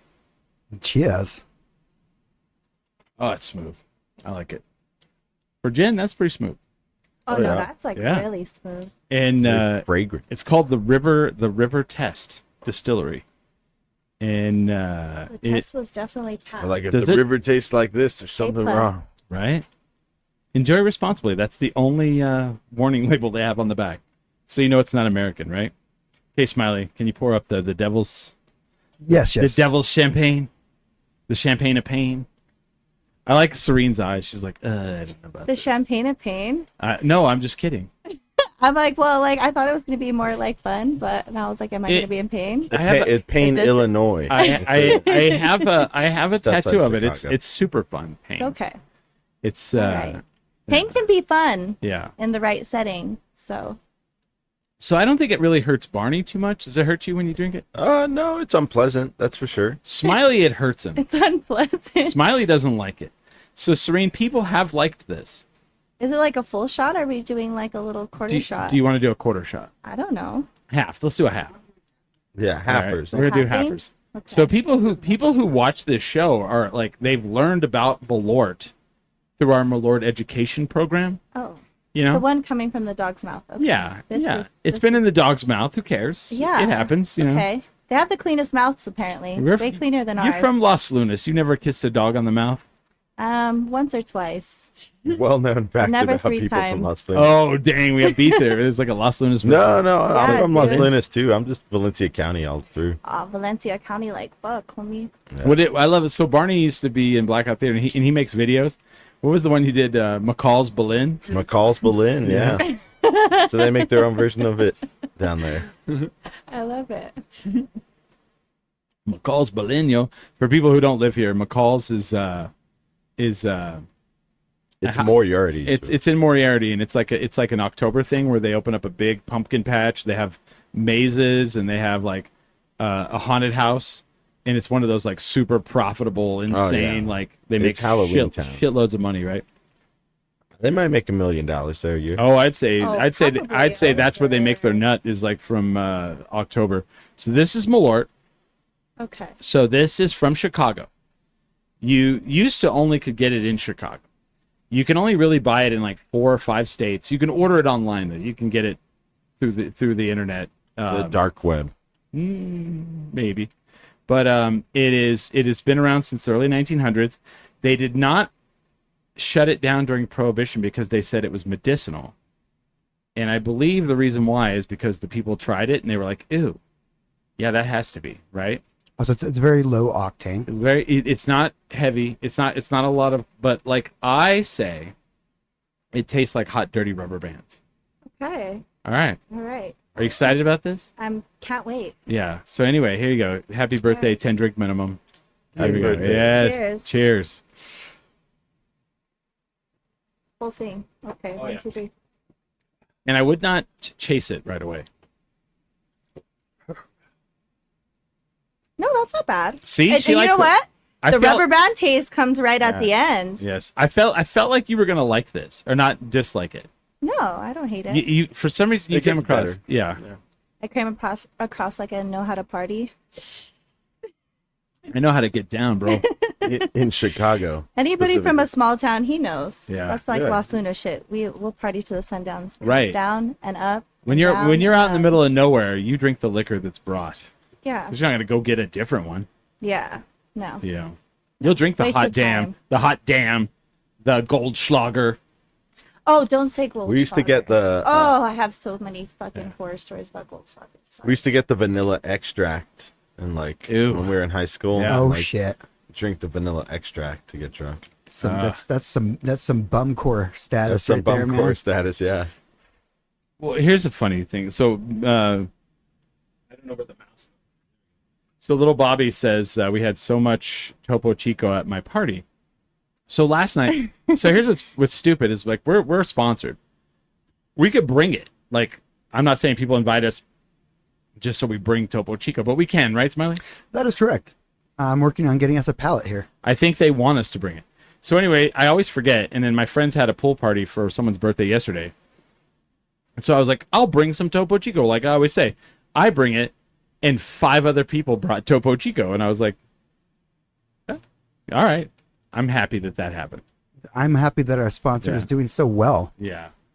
I love a good seltzer. Yes. I don't know if it's just like the girl in me. Just, It's like eating a salad instead of eating a heavy meal. You It's know the what girl I in mean? me.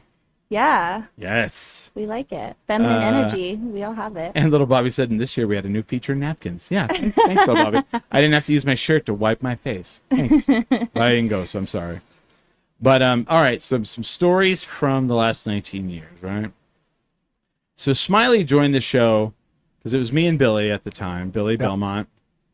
And one night we were all drunk and I met Smiley and we had an after party at my house like you do when I'm the, also when the one of bars those- close. I'm one of those people that also says yes to everything, Well, Smiley was like, regardless of whether I think I can actually do it or not. I would be like, whatever, man. It He's could the be yes. Smiley is the yes man. it could be a train wreck, but I mean, I never told you I could do it well. I'll be entertaining at least. so Smiley joined us because we were doing we decided we got asked to do the art bar, which was on the corner. Do you remember this? Were you here around when art bar was around?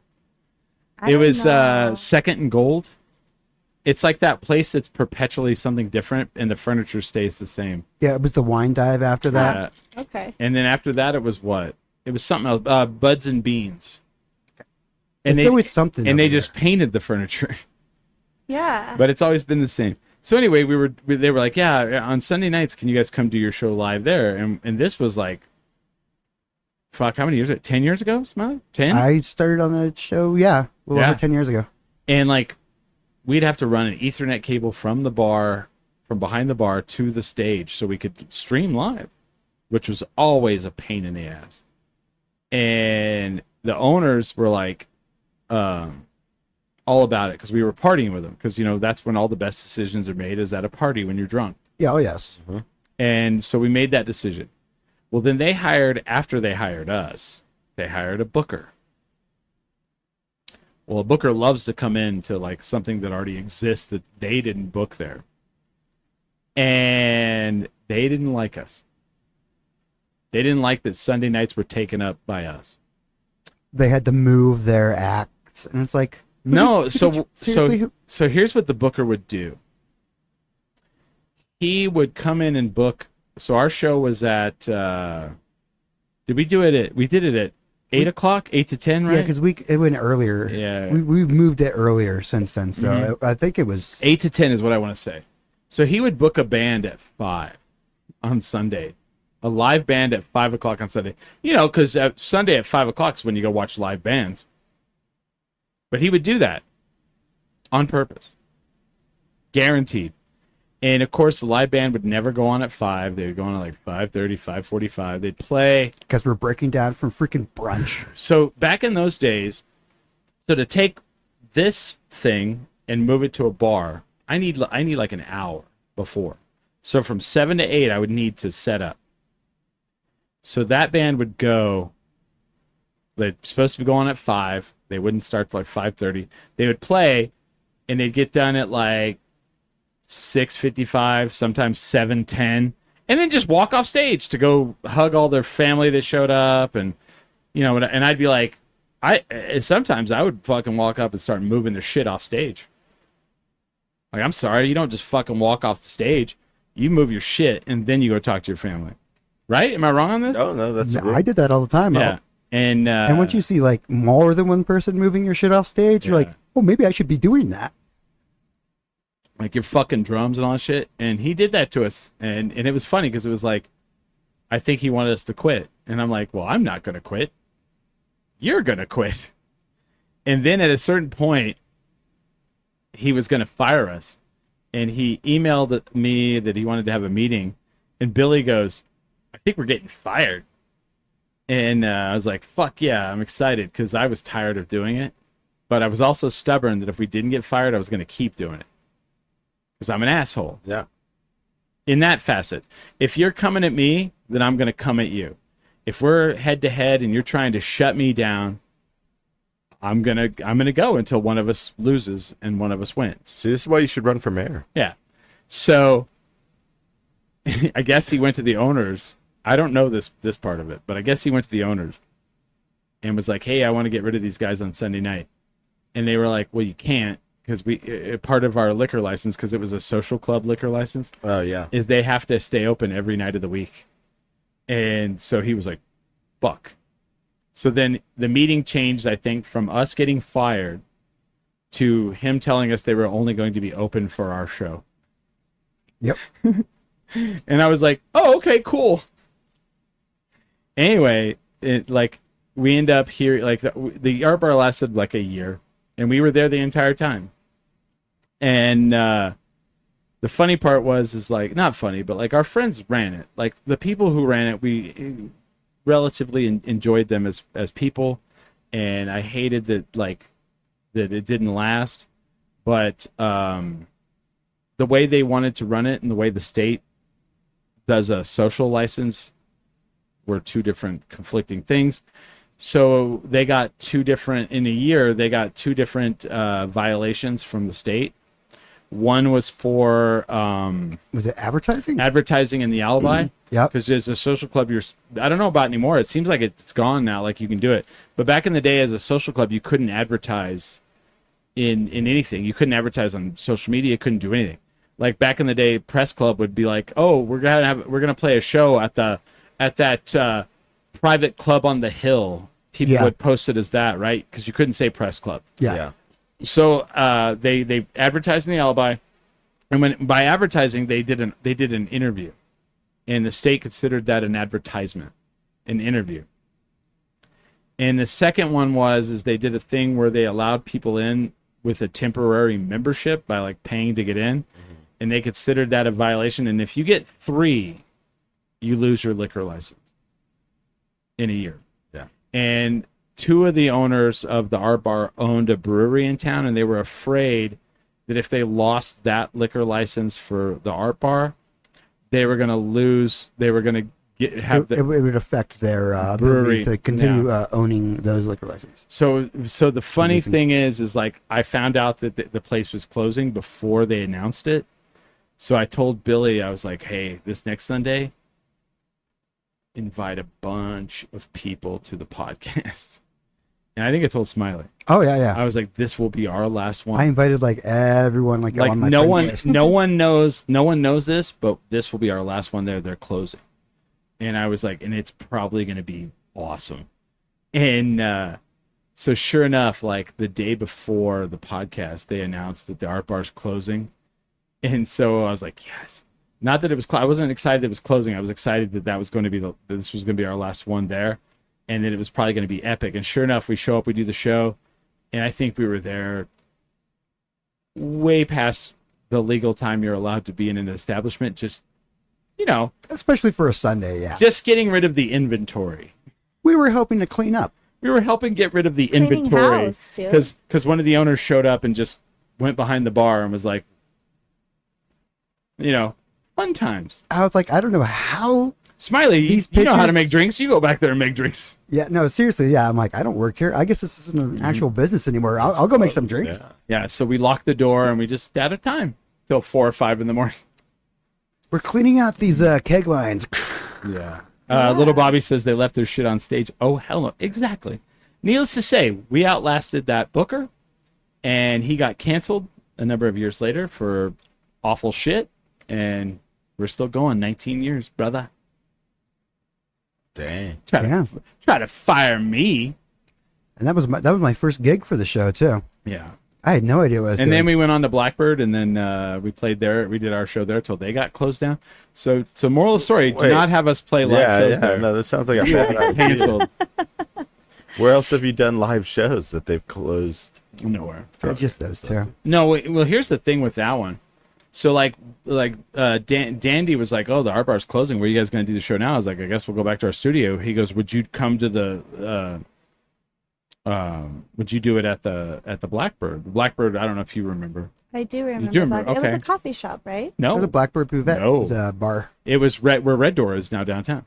Okay, then Yeah. I guess not. No, I'm so and sorry. and back in the day, you can ask Barney. That was like the heart of downtown. Oh, yeah. like It was it, for a little bit there, yeah. yeah, like if it was a Friday or Saturday night, and there wasn't a good show at Launchpad, wasn't a good show at Sister, you just went there, and then everybody just like by the end of like the night, there would be like 40 people in there you knew, and everybody's just like drinking and talking, and then their brunch buffet on Sunday was, you would show up, you're like, I'm gonna go at 11, I'm gonna I'll be there for like an hour. 6 hours later, you're like, you've eaten like twice, and you're like still there with like 20 tables. It was I love that place. It's a good spot. But like, they ask us, so Dandy's like, would you guys do the show here? I was like, sure, let's have a meeting. And so we met at Anodyne. Literally during that meeting, like Joey and Dandy are discussing how they're shutting the bar down as we're talking to them to move over there. And I'm like, you guys are shutting down? And he's like, yeah, but don't They're tell like, anybody. we heard you guys are good at closing places down. Yeah, but we heard you. Yeah. We'll blame you. You're the ones to go to. Now they'd the story of that is they were 4 guys in a band called the Dirty Novels, Yeah. and they were like, if we open a bar, we can make money from that to help us tour. And opening a bar, especially with a kitchen, you really have to be on top of it constantly, or you will barely, not only will you not break even, but you'll lose money. Yeah, it's crazy how everybody has this idea that opening a bar is a way to make a lot of money. Smiley? Absolutely not. It is not. Smiley's owned a bar. Yeah. I'm bar. a bartender. I've been You're a a bartender bartender. for a very long time. Right. So, yes. If it's just a straight bar, no kitchen going on, you have to be snorting away your profits. If Yeah, there that's true. is a kitchen going on, Leonard. then it's a little hard. There may have been a place that we know of. Yes. Atomic. That's not why my bar got closed down. We actually made fantastic profits. It was wintertime, year round. But yeah, that was the U.S. Marshal's Office came in and seized It's a the hard- property. Yeah, it's a hard business to be in. You know, Right. there's so many lawsuits. There's so many things that can happen Oh, that yeah. may not even have to do with you, but you're Uh-huh. liable for Oh, and now- with the laws and everything.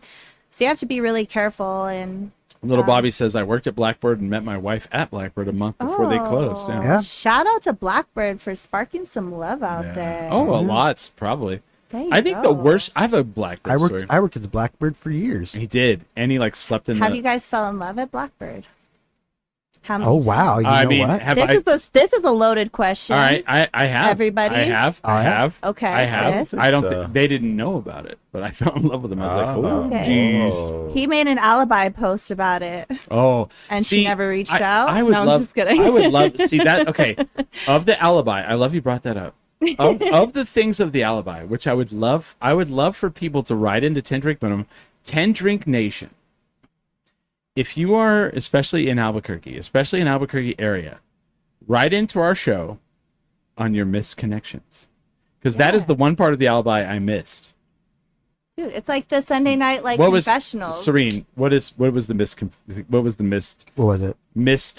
connections? What was that? It was a very beautiful Mm-hmm. column in regards to people longing for people. Yeah. Either they met them and they don't know they exist, or sometimes like they had met and they don't know like whether or not the other person feels the same way. But it was just a very great confessional of like love and lust and interest in one Let's another. see And if it I would can- get really creepy sometimes. Oh, wait a minute! Wait a Yeah, minute! There's a whole Reddit. Okay. Misconnected to Oh, Albuquerque. shit. We Yeah, gotta dude. find It someone was to like know. I used to watch you, Oh, like go this to the is not- library every day. Yeah, I'd get really. I don't know. into it I don't know. sometimes. Yeah, I don't know if I want to read that one. No, I read myself. Oh, they have Craigslist. The Craigslist ones is still are the open. crazy These ones. these Are they? have to be Oh, good. hold on. These have to be good. Memorial Hospital, early 2000s. That has to be it. Where is that one at? Right there, Ariel from Memorial Hospital, early 2000s. Oh, hold on. Okay. We're bringing up Memorial Hospital. This has to be All good. right, here we go. Oh, wow. I have such fond memories of our glamorous days at Memorial Hospital in the early 2000s. Secretly passing notes during TV time in the oh-so-exciting day room. You once uttered something so profound that I've carried it with me this very moment. Truly, it changed my life. I genuinely hope you're just thriving out there. If by some miracle you stumble upon this, I'd be thrilled to catch up, preferably to see your non-existent appendage is still standing at attention. What? Of course, even if you had one. What the fuck? Yeah, well, because that's really specific. Yeah, 806 Central Avenue. I don't Damn. know. Anyway, that's the misconception. Oh, you know, what's so some more? if- Let's see you know- another one. Let's see Yeah, another no, we need some more. No, All right, all I want to right. find mine. I have like a bunch in that in the alibi. All right, let's People are see. like, Smiley. Wine party. Berlin Walmart. That's Yeah, let's go, Belen. Berlin Walmart. Pull up the Belen Walmart. To the lady in the brown tank and tan shorts. Wow. Wish I were 20 years younger. That's all that needs to be said. That's all that needs to be said. To the couple that I kept passing in each aisle. Do you all upside down pineapple? Ooh. Hey. Do you guys upside down pineapple? No. Are we Well, not I'm discussing single. that? I'm single, so I don't. I mean, if I had someone else, sure, maybe. I'd need to be at the Berlin Walmart. Let's see. Wine party. You wanted that one, right? Sure. All right. All right. You want to read it? Sure. We met at a party, played a card game together. You were very confident. Hold on, let me take these off. Yeah. You were very confident, and I teased you about it. I had to leave early because I had a trip.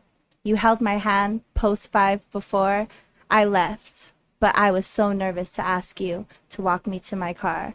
There are mutual friends there, but I don't know who has your number, and honestly, I don't know if you ever even caught my name. But I think yours started with an M. I feel there was a spark, possibly. If you, by some stretch, see this, would you like to get some coffee? Aw.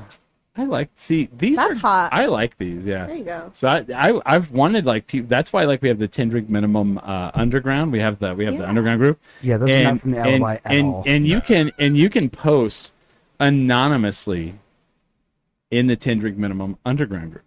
So like if you guys want to post those missed connections, I would absolutely love to do that. That's the things I miss about, like, it's really funny when you talk to people and they're so out of touch in Albuquerque. They're like, it was someone the other day was like talking about my show at work, and they're like, have you been written up in the alibi? And I was like, well, back in the day. Yeah. And they were like, well, not recently. I was like, well, it doesn't exist anymore. And they're like, the alibi's gone? I'm like, where have you been? It's been gone for like years, you know? Yeah, man. You haven't walked by their like flooded out offices and shit. Right? Yeah. Yeah, there's no more boxes with free alibis. Anymore. Yeah, I was like, man. And then they're like, what happened? I go, it's called the internet. We should shut that thing down, We eh? have Got the that. hotspot now. Turn it off. Right. I don't. What do you guys think of those Instagram things? The hotspot. There's a couple of them. What's that? ABQ Raw, ABQ Hotspot. They're like literally one of them is really on the ball. So they're like Instagram accounts, and they're like just firing out Albuquerque news like constantly. It's citizen journalism. There you go. Okay.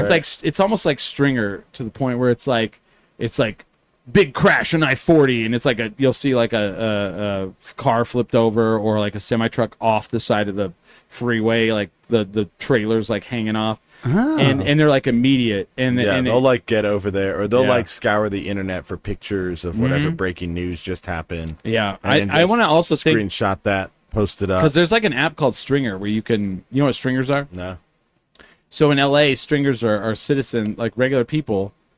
Not really. There's a great movie about it with Jake Gyllenhaal. God, what is that called? Someone Is in it the that chat. creepy one where he's Yes. called Nightcrawler? Nightcrawler. So Nightcrawler. Oh, yeah. So stringers So stringers are people who have like they have like really high tech cameras and all that shit, and they just listen to like the police scanner or the emergency scanner.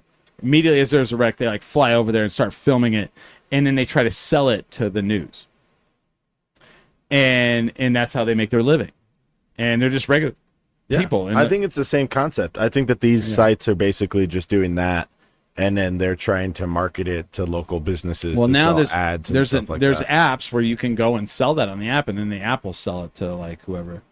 And so yeah, so I think that's what it is.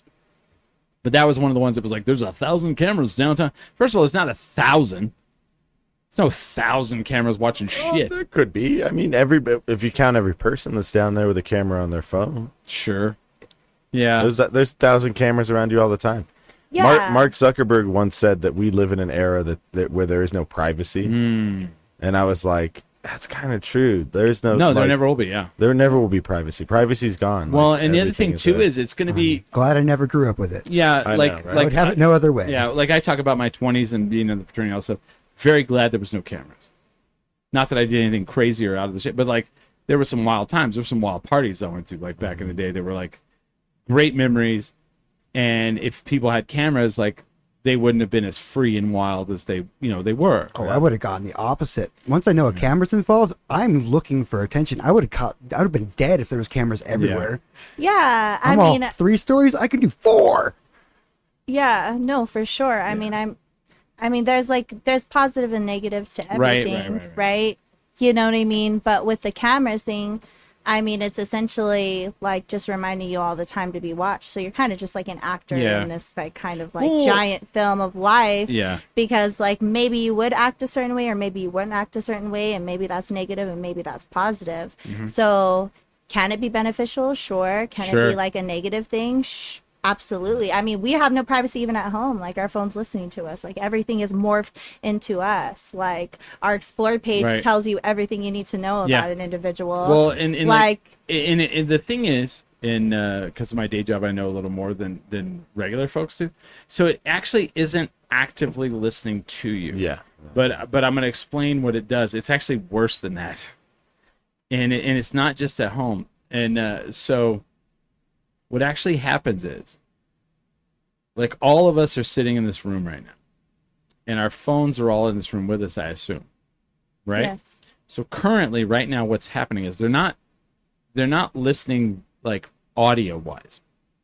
They're actually talking to the satellites, and the satellites are showing that all 5 of us are in the same room. So the things that they're using a thing called metadata, and the metadata is like something I should know about here? 4 of us. Like, who else is Well, here? Brody has their own. Shit. Sorry, 4 of us. Is there someone in the other room? 4 What of is us. going on? 4 of us, sorry. So it's taking the metadata on our phones. So the things that you've Googled, the things you've Googled, the things I've Googled, the things Smiley Googled, and it's syncing them all together. So it's going to be like, well, you guys are all friends, Yeah. so you clearly like the same thing. You guys get ready for some Tour de France. But the but the other thing that people don't think about, it's not just the phone. It's also your debit card and your credit card. So if you went today and you went to McDonald's, you went to Lowe's, it's now syncing my data with yours that I want to buy shit at Lowe's and I want to buy shit at McDonald's. That's actually how it works. And so the thing that the illusion is like, oh, we were talking about this thing and now it's popped up on my phone. Well, no, your friend is talking about it because they bought it to you. And Or they looked it up earlier that day. While you were in the same room. and it's even more invasive because that's more invasive than like, because like when you go buy something at the store now with a credit card, that metadata is now tagged to you and it's part of your algorithm. Cash Oh, is I know. king. I Cash know. is I king. went to Walmart the other day and I used my credit card and it sent me my receipt before I was done. Like before they were done packaging up my items. It's And I was to like, your texts. and I was like, oh my God. Yeah. I'm Isn't only that- ever paying cash at Walmart now. So it's to me, it's worse than what you thought it was. Like you thought it was, and people are like, "Well, I don't want it to listen." It's even worse than that. It's watching everything. Yeah. Everything. Well, but yeah, that's like the thing I feel like we have to like really stay in tune with, because it's easy to Yeah. get engulfed in like what you like and your beliefs and this whole thing, because that's your reality. Everybody's reality is different. Right. And it's like not right or wrong, that's just your reality. Right. But it can get very smeared if you're just like focused so on your reality and not open-minded enough to like what other people are doing and what other Yeah. people like and this, that, and the other, and just conversing. Yeah. And just listening. Like, Well- listening is like the most beautiful thing that you can really do. Correct. So I have this camera that I wear around. Barney saw it on Friday. It's called a paper shoot, right? Oh yeah. And I wear it as a necklace. And it's like this little. Basically, it's just a little circuit board that has a piece of paper around it to make it look like a camera. And the only difference between it and a cell phone is it doesn't have a screen. So when you take the pictures, you can't see them until you plug it in later and you go look at them. And it has like it has a little switch that you can switch between four Filters? and you can put different cards in to change the filters. And like it's really crazy because like people walk up to me. It's a great conversation starter. And they're like, "What is that?" And I go, "It's a camera." And they go, "But like, what do you mean? Like it has film?" Like, no, I just take a picture and like I can change the filters on it, but I can't see the pictures till I get home. And people are like, "I like that." And it's crazy how like people like that disconnect because you can't veto it. You have to take so it makes you take more pictures than you normally would. And then you get home and it's almost like back in the day when you would go pick your pictures up from the photo, whatever, and you'd be like, throw that one away. Throw that away. Ooh, that's a good one. You know, and it was that surprise that you were like, oh man, you know? Like LOL dolls for kids. Yeah. Like you don't know what you're going to get, but you're just like, you're excited to open it up and see what happens. Yeah. So it's got to be way cheaper than the fact that I'm just still using disposable cameras. Yes. Yo, disposable cameras are like that. Like that's what that was. Like you're yeah. like, hey, I want to take a Yes. selfie, and then like you realize like you only got like half of your face. Yeah. You got like half your Right? face and three people Yeah, behind you're like, you. well, that was a good memory. I Or- just remember or- we were there. Like, Or like you left your disposable camera laying around, and Chris goes, "Oh, no one's got a put some picture of pictures on there. no one's got a naked picture of my ass." Yeah, there's Sure. there's a few of those in my old disposable camera days. There's like a lot of those are like, and this is someone's butt. Who knows? Yeah. They didn't sign it or anything, Yeah, so yeah, a lot of booty pics, dude. not too many, but they get snuck in there. yeah. I had this whole problem with my memory when I was younger, so I took photos of everything. Yeah. So Like a memento? yeah, like well, not like that bad, but Okay, like yeah. honestly, it would be like a month later, and people were like, "You don't remember that?" Oh, And I'm like, "Oh, here's a photo of it." I was like, Oh. "Oh, you're right, I was there." one of the coolest tattoos I've ever seen was Michael Flowers. He had a tattoo on his forearm. He did a movie with what's the guy's name from Memento? Guy Pearce. And it said, "I remember you, Guy Pearce." And Guy Pearce signed his arm. "I remember you, Guy Pearce," and he tattooed it on his arm. Oh, nice. I was like, that's pretty cool because Memento, and it's like, I remember Do you think kids these days even know what that movie is? Memento. Oh, do you know Memento? I know Memento, but I don't think I've ever seen So it. the whole movie of Oh, so Memento good. is Yeah. he has no short-term memory. Like something has happened to him where he like never remembers anything. So he's trying to solve the murder of his wife, right? I think so. Yeah. And the movie is in reverse. because he can't remember that happened. Anything that happened Right. before him. Yes, and so he tattoos like specific facts on his body constantly. He has them tattooed on, so that when he wakes up okay. every day, he knows what's going on, and he's trying to like Cool. find the killer of his wife. And it's Christopher Nolan. Yeah, it's Christopher Nolan's first Okay. major First, film. first major Nolan, film, okay. and it was like the film that people were like, "What the fuck is this?" And by the end of it, you're like, "Oh, that's fucking." It's kind of it's great. genius. It's kind of genius. Yeah. Yeah, Yeah. no, I Very like- well done. Guy Pearce. Guy Pearce, Carrie-Anne Moss was in that. Yes. Her second major role. Yes, after Matrix, and because everyone, that's why everyone watched it, because everyone's like Carrie-Anne Moss from the Matrix. I'll watch this. So I was You're like, "Mm." I don't even care if it's good. At this Trinity, point. I'm I like- just, yeah. No, that was literally a big draw from that. I was drawn to the plot, guys. Really. honestly. This is what I heard from my brother. Honestly, This movie's fucking weird and it's got Carrie-Anne Moss in it. And I was like, I'm sold. I might watch that too. I like the don't know. going backwards thing. I think like telling a story in a reverse order. What's is really Barney? cool. What's your favorite movie? Or Or let me stop that. What's the best movie you've seen recently? Oh, I saw Sinners.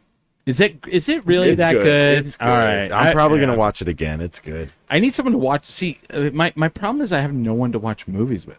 So whenever a movie comes on, I like start watching it, and I'm like, okay. Then the phone dings, and I go, Yeah. and then I've got to rewind it, and Battle of the Screens. yeah. Yeah. So, but I have a way to watch that, and it's that good, huh? Oh, it's good. It's Okay. good. I even watched it with ads, which was really annoying, but it was good. it was that good that you're willing Yeah, to no, go yeah. through the Yeah, ads yeah. to like Oh my really God. watch Oh the my God. movie. Oh my God, what's happening? Oh, insurance. And then it's like, it's like, oh, Jake, Yeah. you're always up to your antics. Yeah. Favorite movie, I think might be nostalgia pick, Encino Man. Oh, shit. Encino? Wow. Pauly Shore, Sean Astin, Sean Astin. Still that's waiting, right. still waiting for that sequel. and Brendan Fraser in his first movie. In his Yeah. first big one, yeah. Yeah. It's all. What It's really was good. the? What was it? He's all nugs. Like what is? Nugs, chilling, and grinded. Right. He's like now he talks great. Now he talks like Serene. What about you? Dude, I love Scarface. That's the best movie you've seen recently. Oh, recently? Oh no, what was the? Oh, okay. I saw 28 Years Later. How was Oh, that? how was that? It was good, but let me tell you my experience. So I went with Lot my of son. dong I'm a right mom. Yeah. Mm-hmm. I went with my son. He's 13. Oh, no. Okay. And And he. it was rated R, and I made sure to make sure I was like, is there any sex scenes? It was like, no. And I was like, cool. You know what I mean?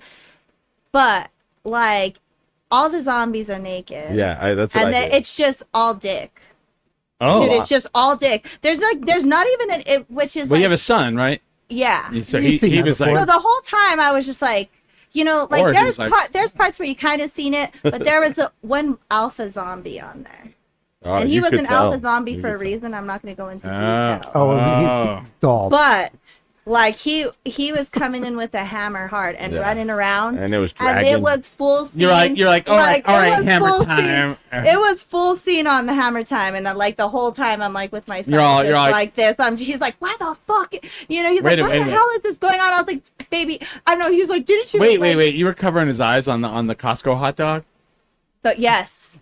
Like, because he was annoyed, and I was just like, I'll tell you when it's over, and like we're just kind of sitting here- over here like this, you know what I mean? And, So- and I was like, there's no purpose for this. Yeah. Like, maybe you show it once or whatever, but like it was like a full No, scene of they- him just running, and like you're just like you See, it's hard to take your eyes off of I it. can't imagine. We're So being honest. that's interesting because my mom would always Well, cover. My mom would always say cover your eyes, but it was never on like some dude's junk.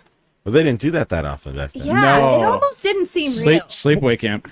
They take it away from a lot of the modern movies, which I think is annoying. Okay, because I saw Deadpool in the theater, and there was slong in that, all kinds. And the home release, they took it out. There's only Okay. one brief All right. scene. So I here's- watched that, and then Here's my actual Wasn't it? question, and this actually goes to I don't think anyone in this room. It actually goes more to gay men.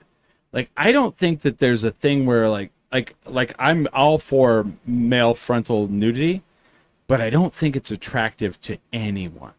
The penis is not an attractive thing, is it? I could see that being used in a horror movie very effectively. No, of course. like it was more bizarre because I mean I feel like you're used to just seeing like females half Yeah. naked, right? Like you never really see like the guy, or you see like his ass like once, Well- or just like flash through. And I don't want to say it's good or bad. I feel like whatever, it's whatever. I mean, like we're all born naked. Like Right, we all know what we have, like regardless Right. of gender or whatever. It was the number one review I saw for 28 years later. Was the alpha male zombie dong? No, it was just well, two let's words. see. I Yeah. feel, Zombie I dong. feel like Seinfeld said it the best. They're like, men's bodies are for utility, women's bodies are art, and like, so like even like 1,000%, because even like women, we recognize beautiful women. Like, Right. why are beautiful women advertised everywhere? Well, Yeah, because it yeah. catches your eye, regardless of anything. You know, they can be smart, they can Right. be this, they can be like whatever, but a beautiful face is gonna catch you. right. When I was a kid, my Right? mom would be like, cover your eyes. By that point, I'd already seen the boob, but I would He be was like, just like this. And you just get smacked in the face instead. no, Yeah, But- and my but- son was just annoyed. Like he's like, what? Like he's like, when can I like fucking watch this like fully? He's like, Tell they you, dragged watch me it to right this. now. but We see- wanted to see F1, but then I realized Okay. it was 3 hours, and then I was like, "Fuck this! Let's go no. to 28 years later." And Okay, he's like, so this is cool. where I'm going Uh because I saw F1 recently. oh. Okay. Way more dong in that one. Way more. No, Dude. They're just no, no. So I okay. love Brad Pitt, so I'm like, let me book my ticket tonight. So I have a racing simulator back here. Sure. I built it. Okay. I like racing cars. Oh, that's why we got kicked out over to here. So it see is. it. No, I have it. No, That's where the it fifth used to be in person here. is. So I was like, when this came out, I was like, I'm going to go watch. I don't go to the movies. I don't really go out to the movies as much anymore. And I was like, not only am I going to go see F1 in the theater, I'm going to go watch it in the IMAX. I guess I didn't fucking know about this 4D fucking thing. Oh, that you got the moves. moving seats. No, I did not. Oh. I did not know about this. So I went and watched F1. It's long, but there ain't no lag. Like at any point in the movie, do you like someone goes, I saw it, and the story was corny, and I was like, so you went to the F1 movie for the story? That's what I go to all movies for. See, now that tells me I wouldn't like that because I go to movies for a story. This is so. But that's why I'm not going to F1. In the immortal words from Bryan Cranston in the God, what is that show on? It's so good. Malcolm in the Middle. No, the new one. It's Malcolm in the Middle, It's too. It's on Apple. The newest Malcolm It's in the Middle. no, with Seth Rogen. It's the studio. Malcolm and Seth in the middle. The studio. He's like, we make movies. We don't make cinema. You know, like it's a movie, and like the story is there. It like okay, I'll tell you the story. It's the Three Little Pigs, huh? No, Brad Pitt is a 50-something. They don't say 50-something-year-old former F1 driver is still out there journeyman racing. Looking for a 25-year-old. No. Ooh. And Javier Bardem comes and finds him, and he's the owner of a struggling F1 team, and he needs help because he's gonna lose the team if they don't get a win, and he has a young rookie that needs help, and that's the story. I don't know. That sounds great. I watched so many movies in the 80s, almost exactly like that. Is Is it better than Gran Torino? Gran Torino or Gran Turismo? Maybe Both. probably. I don't know. Torino has Clint Eastwood Yes. in it, right? Different kind of film. That one's more for Academy Awards. This is to sell a lot of tickets. Okay. Well, yeah. So Right. the whole thing is the guy, Jerry Bruckheimer, who made Days of Thunder back in the day, is the producer of this. The guy who directed this is the guy who directed Top Gun Maverick, and he was like, I want people to feel like they're in the jet. In this movie, he's like, I want people to realize what F1 racing is like. And the in-the-car scenes are fucking insane, and the crashes are fucking, like, you're like, oh my God, fuck all this. It, like, does not make you want to be an F1 driver. It makes you want to go, fuck all this. All right, Constantly. well, I can jump in That's here. for 4D. I'm gonna jump in here and be like a movie purist though, because a movie is about, to me, a movie is an art form. It's Sure, theater, right? sure. It's about a story. Sure. It's about like Sometimes. experiencing something internal. Yeah. That sounds like, why don't you guys just go fucking work for Disney or Mm-hmm. like Go work for Marvel, like Universal Studios. No, You're making rides. Yes. Are the movie theaters just rides now? Yes. Well, is that what Barney? we've People reached? aren't going to the movies anymore. I know, and that's why I'm questioning this. Is But I'm like, I saw it in IMAX. I didn't see it in the seat move shit, and I loved it. And I was like, this is fucking intense. Like, it was so intense. My leg, I like had to stop my leg. I was like, because I was getting fucking anxiety. yeah.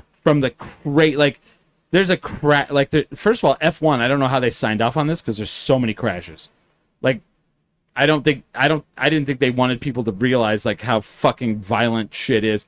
There's a scene where they show young Brad Pitt's character, and the car is completely cut in half, and he's laying sideways on the tarmac, and his back is completely shattered, right?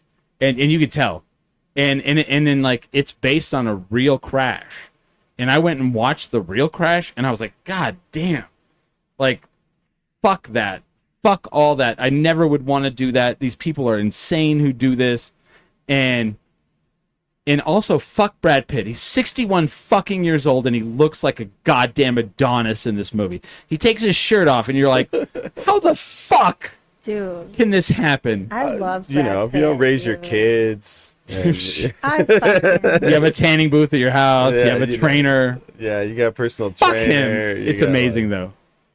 a dietitian. Would I go someone watch it again in the food. theater? I almost did today.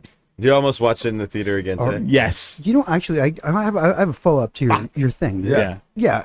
It is hard to get people to go in the theater now. It is really. I literally have an IMAX certified projector in my living room. Why the hell would I want to go to a theater? Yes. Oh, yeah. Unless the chairs are fucking moving and shit. Right. It's a ride. Yeah. And do you see like they'll like if it starts raining in the movie, they'll fucking rain on you. I love Yeah. it.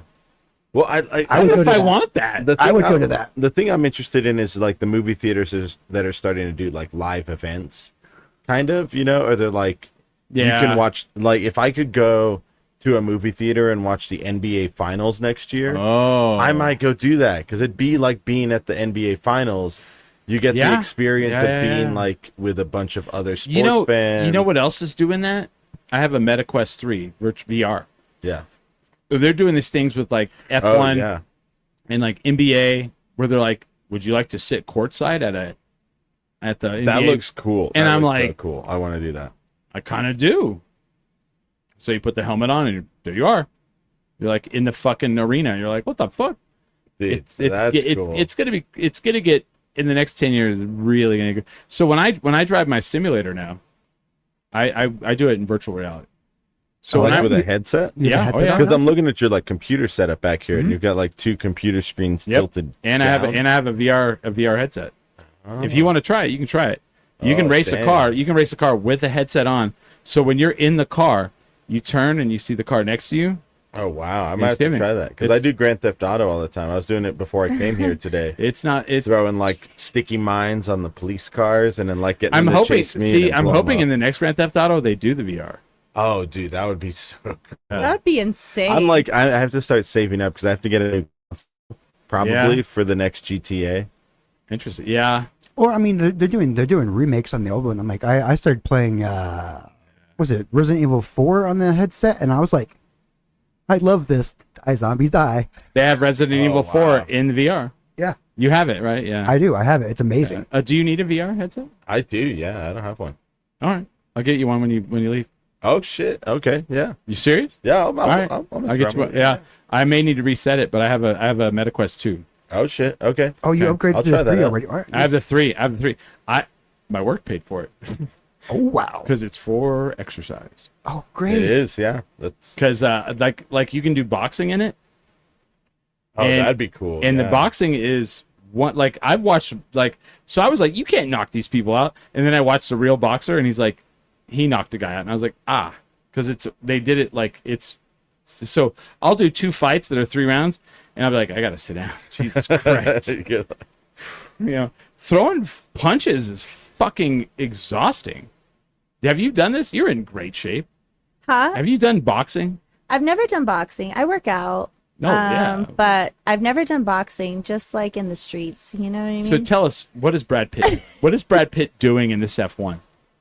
What is his workout Brad routine? Pitt can just do anything. Like, Right. he's 61. It doesn't look like 61? he doesn't get. Or it doesn't look like he gets any work done, which is like the most insane shit. Because he's still just as hot as he was like in Fight Club.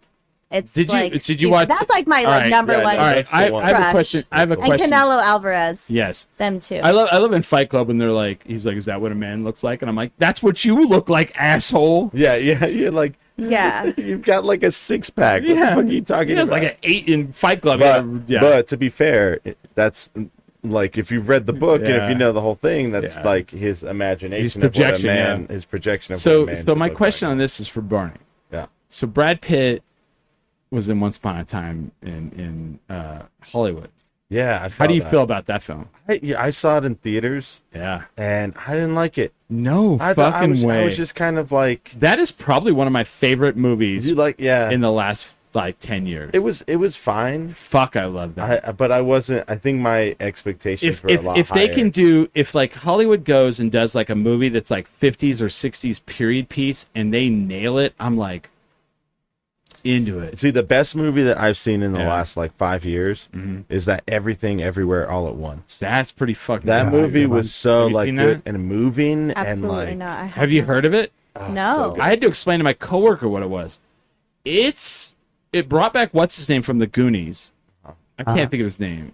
Shuffle Shuffle? No, No. the Asian kid, the Kate, Oh. Yeah. Yeah. So he's like the husband of Michelle Kwan. Michelle Yeoh. Michelle Yeoh. Michelle Yeoh. And basically they own they're like a Asian couple that owns a laundry. Uh-huh. And they owe back taxes, and this is going to be a very simplistic. It's there's nothing simplistic about this film. And then what's her name? The daughter. No, the tax collector, the IRS agent. Jamie Lee Curtis. Jamie Oh, Lee yeah, Curtis. Jamie Lee Curtis. Jamie Lee Curtis plays the IRS agent that's like, you need to come in and we need to figure this out and you're going to be in trouble because you owe taxes. And then it turns into a multiple reality situation where they end up going into several different realities. Right? Yeah, like dimensions. Dimensions. basically. Yeah. You know, like multiverses. Alternate Yeah, there you go. dimensions. Multiverse. Multiverses. Yeah. It's everything everywhere all at once. Right.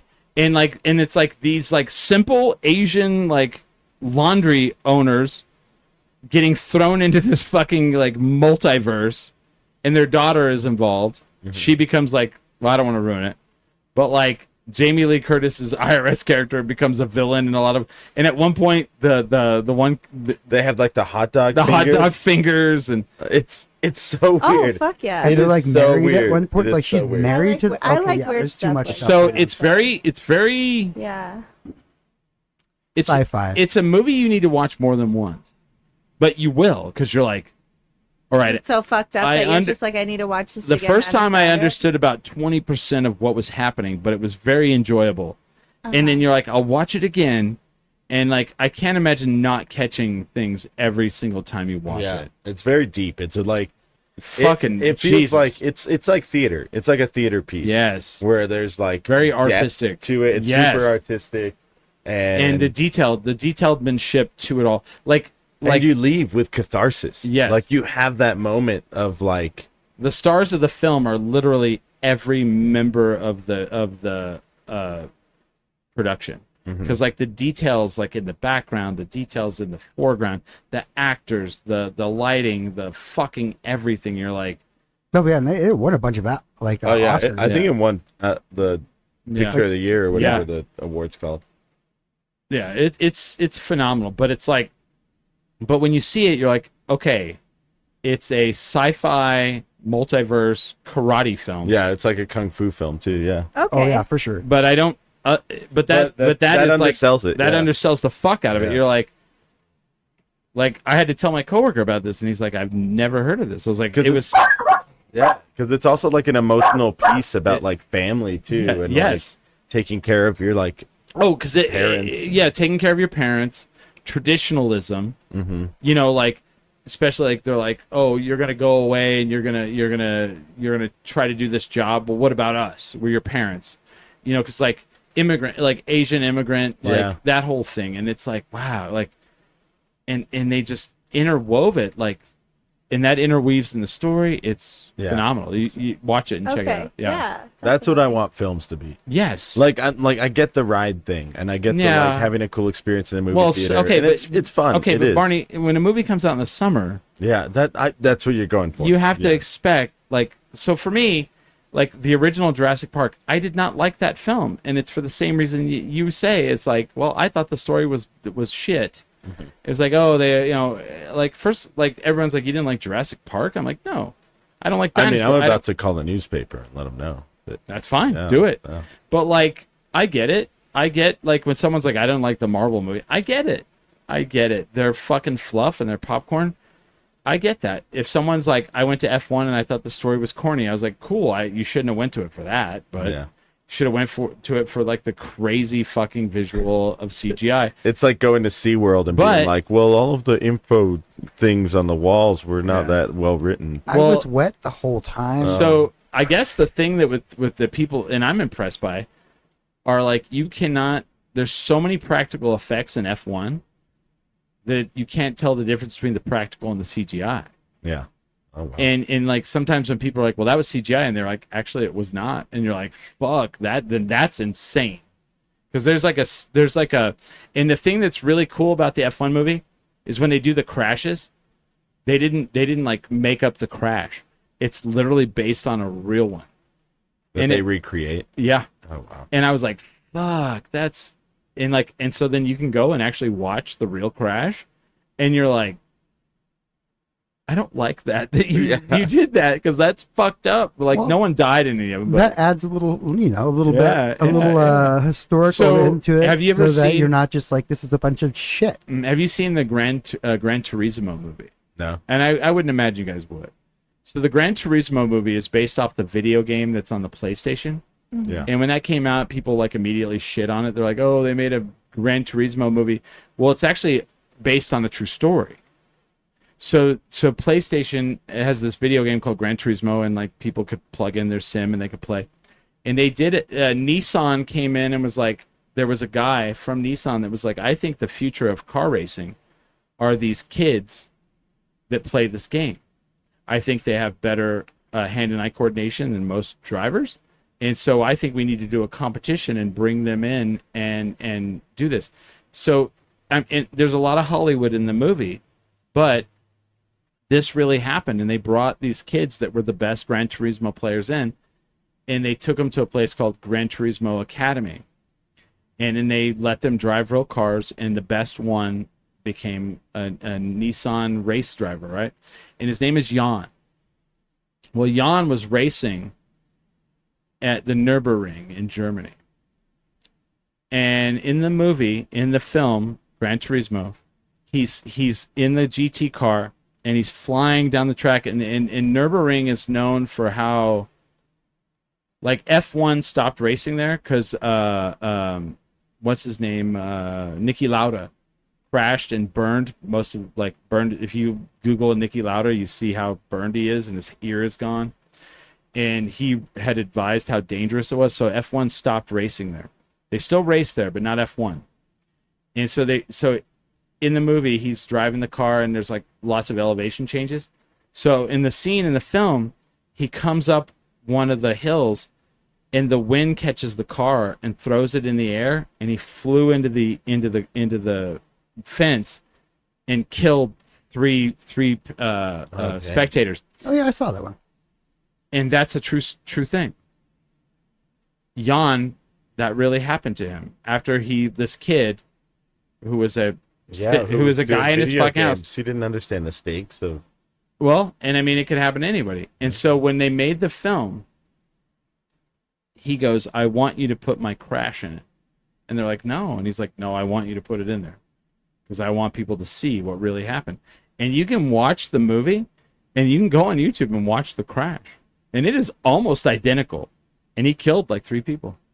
And they were there. They were spectating. Like a sailboat straight into the crowd. Like he comes up that fucking hill, and then fucking the car just the wind catches it, and he flies right into the fucking And Nürburgring is like a big track that like goes through several like neighborhoods, cities. Yeah. So it was like people just like that lived there, you know, like on the side, like, you know, just killed them.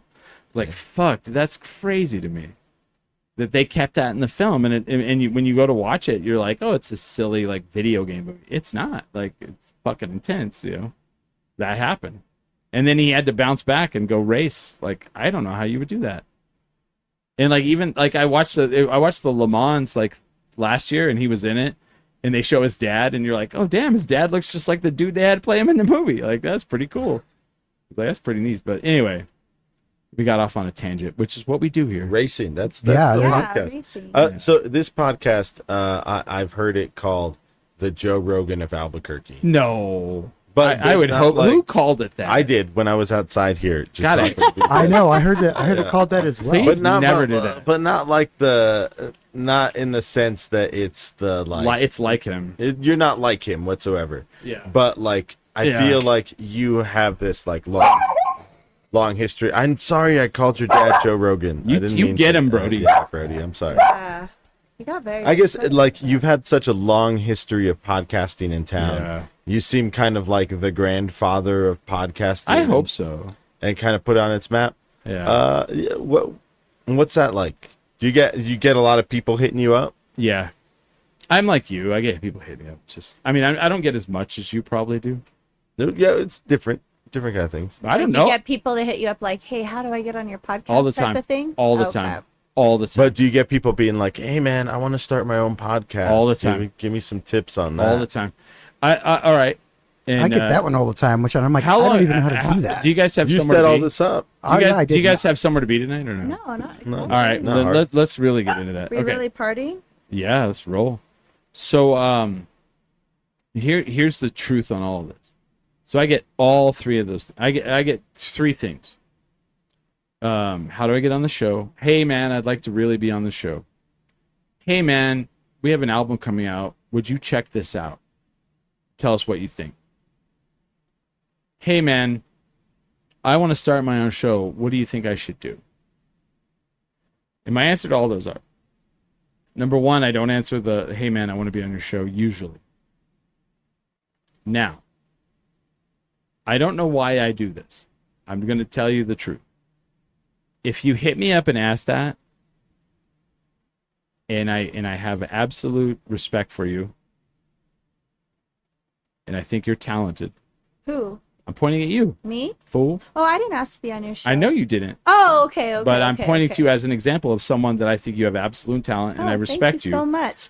I have Thank in you. my mind that you're going to be on my podcast at some point. I don't know when. It just comes into my mind when I feel like it's time. It's organic. It is. It has to be organic. Right. It's not Now, real, if yeah. I don't think you're good and I don't want to talk to you, I just won't. I'll just never answer. I just won't. And I'm not saying that Oh that man, the- that's a good skill. that That's hard. don't reach out. No, I'm not interested. And like the thing is like I feel like if I coerce, then it turns into a thing and people start writing long paragraphs and I have to be honest with you and Oh, I don't man. want to do that. You know what I mean? I know what you mean, dude. You know I 100% what I mean. Exactly what you mean. Now on the hey, will you listen to our stuff? Yeah. I'll check it out. I don't like metal. And like when I mean metal, if I hit play and you start screaming, I'll hit stop. It's just not my thing, and I get it. And I'm not your guy. Like metal people that I have on the show, I am friends with them, and I'll go out and I'll watch them because they're my friends, and I respect what they do, and I know that they've done it long enough that I know that other people like what they do. You know what I mean? Barney likes what they do. If Barney likes what they do, I'm gonna have him on the show. I don't like it, but I don't like every kind of music. And when someone goes, I like all music, I think they're full of shit. Oh, they're liars. They're fucking liars. Yeah. Fucking I don't like all kinds of music. I'm gonna, and I'll admit it. And then when it comes to the podcast thing, that's a big one. Here's my thing. There's 5 million podcasts in the world. The average amount of episodes per podcast is 1. Dang, shots fired. And I'll tell you why.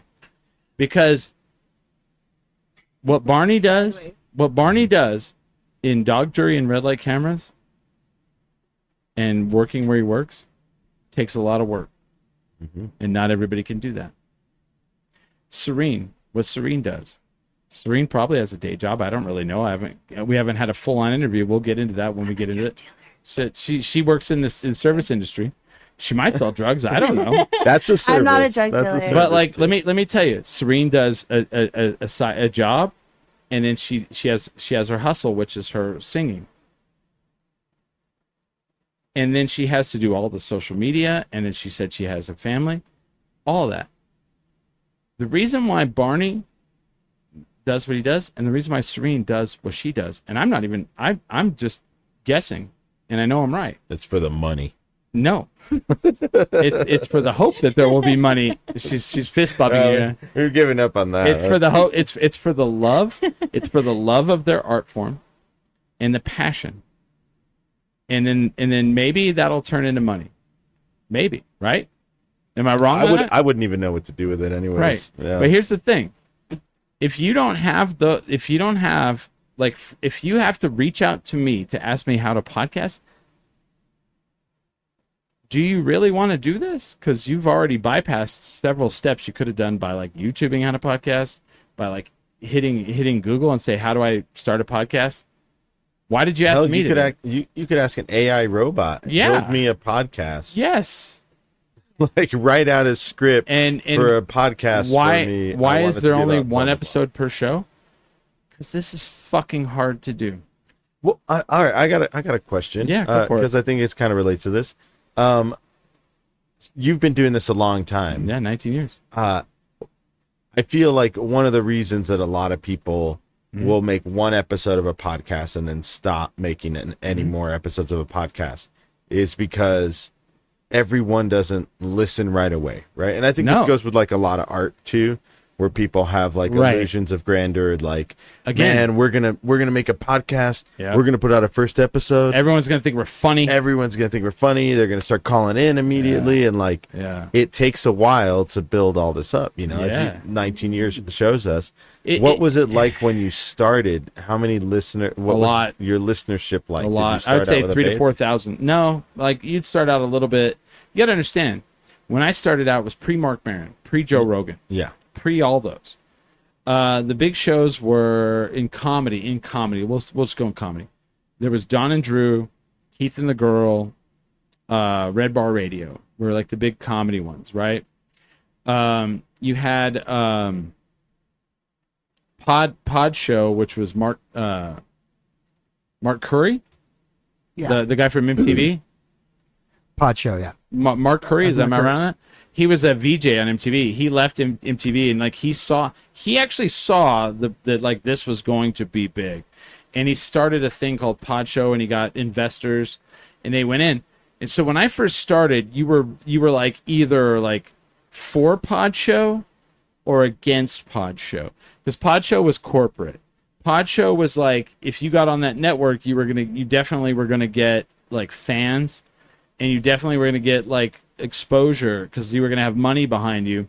But it was almost like radio, where they were like, well, we want your content to be a little more like this.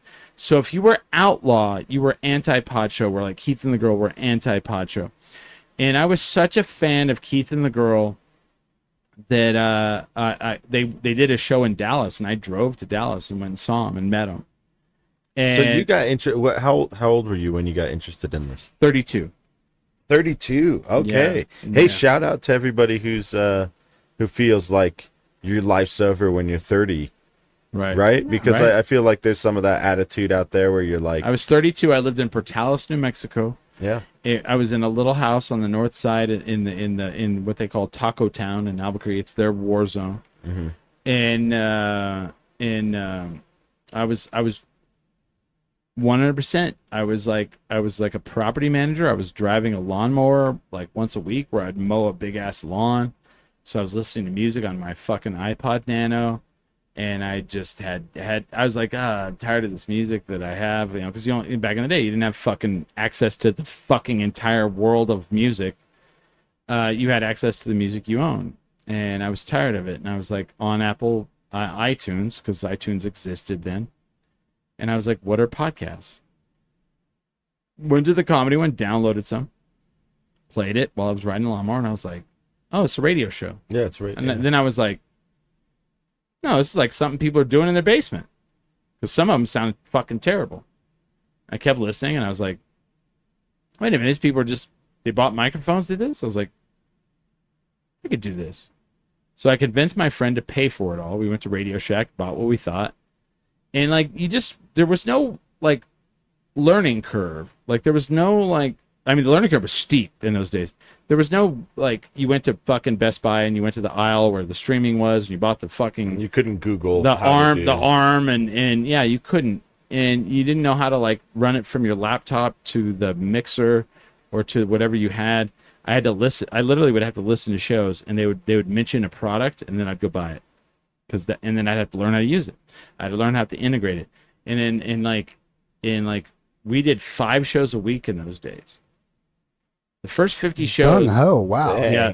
The first 50 shows were done, like, boom, like, quick. in 100 days. Yeah. It was fast. And we were bad. And people were like, I would like to listen to those. I was like, I would not. Yeah. They're terrible. You know, misogynistic, racist. But probably. you were what's great is that you're just doing it on your own. Yeah. Right? You were just really It was having to, DIY. like, yeah, it's DIY. It was as DIY as it gets. And I did a panel at Houston. Smiley was there, and it was like a panel of podcasters, and like Ming was there, and Ming's been a podcaster for a long time. The Colt 45 guys were there, and they've been podcasters for a really long time. And there was like a lady who does true crime, and she was really good. And then there was a couple there was another guy who does like a movie when he'd been around for like 10 years. Really long time, that guy. And then Actually, he's the only one I met. yeah, and then there was like these 2 guys that were like 3-year, and they were like not good. Like they shouldn't have been on that panel. But like the whole idea was like, how do you make content? You're like, just turn the microphone on and just keep on talking, right? And I literally was like, well, and like no one wanted, like here's the thing. Ask Smiley. When they would ask these questions, we had a moderator, and they would ask questions. Like people on the panel didn't want to answer the questions, and I'm like frothing at the mouth. I was like, I would answer every fucking question if you'd let me. It was either you or Ming. No one else. And I was like, literally, I was like, I'll take this one. On the mic. And I was like, let me tell you. I was like, how do you make content? I was like, well, we're like, if you want to do this, you have to be a storyteller. You have to be someone who wants to tell stories. Yeah. You have to be a performer. You have to want to do this. And I was like, why do I do this? Because I can't do anything else. Because this is what I love. Like, I can't not do this. That's why there's one episode per show. Because this is not for everyone. Being in a band is not for everyone. Not everyone can do it. It's hard. Oh, Yeah, man. it's very hard. It's And you really fucking have to, very going hard. back to that, you have to have that passion towards Yes. it. And it has to be, like, you have to let go of your ego, and, like, you have to constantly fight that part because, like, there's so much that ties into it. And you have to, it's a constant reminder of, like, why am I doing this? Like, why do I love this? Like, I have to go dig into that deep part of myself every single time Yes. for it to transfer real. It's just energy. There's an Yes. art form to everything. But people feel when something's inauthentic, and they might like it for a while, even if it is inauthentic. But But they'll they're get going to tired of it. eventually feel it. Yes. But something that's long lasting is something that is pure and genuine energy, whatever that is. And like, I'm gonna speak for everyone here. This is hard. I'll do it. This is hard. It takes a lot of time. When the camera shuts off, it doesn't end. Mm-hmm. When the mic shuts off for these guys, it doesn't end.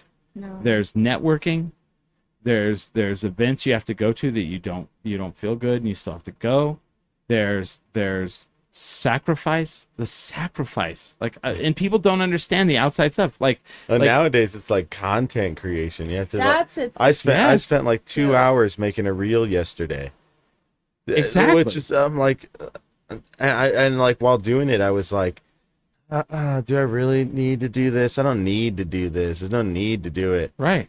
But Am I wrong on any of the No. things I know I'm saying? that. But I know that it's Absolutely like not. it's something that fans But people- want to see. but and, people like, don't would talk enjoy, about and this. so Well, people need Yeah. people need to be reminded because, like, we're constantly here. Yeah. It's like this thing right here I've got to catch your eyes. is and because there's so much going on. Right. There's so much information Right. that we're being fed every single day. all Monday the time. Monday through Thursday for us, everyone here, is to advertise to get you to come to the Friday, the Saturday, the Sunday. Mm-hmm.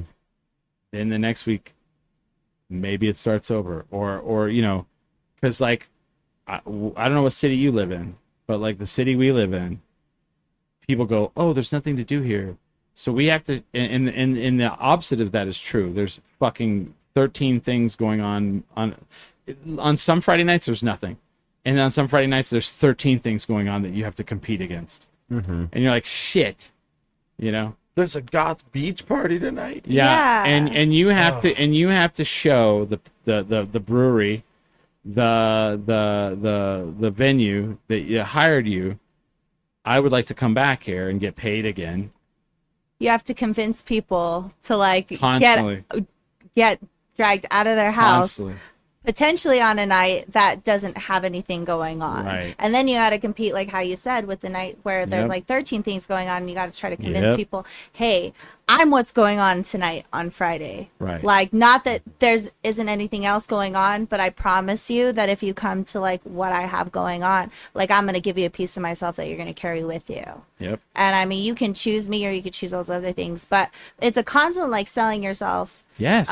to people, and it, you know, without a manager, right? Like if you had a bucket's load of money, it'd be a very easy job. But like we're doing jobs on top of like, I was just working on music before I got here. I was working on a set list. I don't want to say like I spend all this time on a set list, but sometimes I get in my head about it. I'm like, well, maybe this isn't the right organization of this. Like, what story am I trying to tell? Like, what am I trying to do? Like, why should this song lead into this? And like, that's my own thing, you know, that's not necessarily anything. But when you're an artist, sometimes you put all of this thought and energy into this, and like 3 hours, 4 hours go by. Yep. And maybe for somebody that's not even going to pay attention to it, and that's fine. But like what I'm trying to put out is like this specific type of feeling or the specific type of story or this specific type of energy. And it takes a lot from us. And I'm very grateful to have that platform to be able to do that, and that's part of the reason I love it, but it's very time consuming. Fucking A. And it's like the word sacrifice is not used enough, because there are a lot of things we've all in this room sacrificed. And I'm not saying people in the regular life don't sacrifice, but Cats, dogs, rabbits. loves. Yeah. But like, My God prefers goats. Yeah. no, but like, it's funny because like people are like, oh, I want to do what you do. And I go, cool. I hope you're ready for the price you have to pay. And I don't tell them that, but I'm just in my mind. I think that because they're, you know, there's a lot to it. And there's a lot of ups. There's a lot of downs. There's a lot of highs. There's a lot of lows. It's so hard. I watch a bunch of YouTube lately. I've become a YouTube person. Yes. Like, watching it. Yes. And Same. Some of those YouTubers, I'm like, they put so much work into Fuck. making their content, like so much work. And then kids are like, I'm going to be a YouTuber. And I'm like, well, I hope you want that as a job. Yeah. Because that's a lot more work than most jobs. My friend's son, that he was like telling us a couple weeks ago, he's like, yeah, I want to be a YouTuber. That's what I want to do. And I was like, do you know video editing? Do you know lighting? Can you know lighting? Do you know sound? How's your sound? Do you have good sound? Do you like? It's a lot of work. And then also, do you have charisma? I mean, the beauty of it is that it looks so effortless and it looks so easy. That's the problem. And that's the beauty of like you being transparent and it being authentic. But like the transparentness and the authenticity, I feel like is the hardest part. Like the content, that takes time, and that but staying true to who you are Also and really tough. expressing that. I feel like that's really truly like the hardest part Right. because it's easy to get involved in like what do people want, and that's such a like temptation to like go there, but you always have to kind of constantly pull yourself back and be like, no, who am I, what am I, what am I trying to speak to? Right. And I have a question for you. Sure. Is this studio like what you thought was going to be? No, I honestly, I kind of came in here with, I didn't know what to expect. Right. You know, I've seen little clips, I've seen certain things. But like people come in here and they go, Jesus, like I'm like, right? Like it's a lot more than it's a lot. But I like me personally, like I like the art of mystery. Like I like kind of being thrown into something. And I've worked and for the, radio, and I think this is more intense than that. the art of just Yeah. like, you know, winging it. You know what I mean? Well, because that's I mean, like the studio, everything. Like, no, I know, yeah. but like just like I say, not knowing Yeah. what to expect. Like I don't know how Oh, it's yeah, gonna yeah, be yeah. set up. Like I don't know how it's gonna No, be. I've had Like I people don't come know in. how I've we're had gonna people. be. I've had people walk. I had the lady who was the mayor. She walked in and she was like, "Oh damn." She was like, "I did not expect you to have all this." I was like, Yeah. 19 years, man. I know what I'm doing. Like Yeah. I don't want to have to, like, Mark Maron has a guy that he works with, he pays him, and that guy does all of the production. I'm doing it here as we're sitting here. My hand is changing the camera to everybody. The whole time? Yes. Oh my god. Yeah, and you wouldn't know that, No, right? You, no. but 'Cause like I'm you've sitting gotten here. so good at Right. like figuring that out, nobody Right. would notice. It seems like I got somebody else someone is asked me actually like, "What doing it. software do you use to make the camera switch when people talk?" I go, You know what I appreciate about your show? that? Is the beginning of every show is Yeah. so raw. yeah. And I think it's really great. I've like Love thought that. about it several times about how While masturbating? your show starts off and it's like you're figuring out how to podcast. Yes. You know how to podcast. You know how to do this, but it's always like, oh yeah, we're still getting that. Oh, did you get We're that? still- we're mic still get- set we're up? still getting the hang Did you of get this, that mic. guys. You're still getting the hang of it. Well, that's because this guy shows up late and like he's always like, my headphones aren't working. Or your guests show up later. What you know? Like, Oh, oh, sorry, dude. we're late again, guys. We had a couple guests that came in like last week. He was mad that he was late. He was kind of lit a little bit. Yeah. And then we had one a couple weeks. I ran Smiley, into some traffic. Yeah.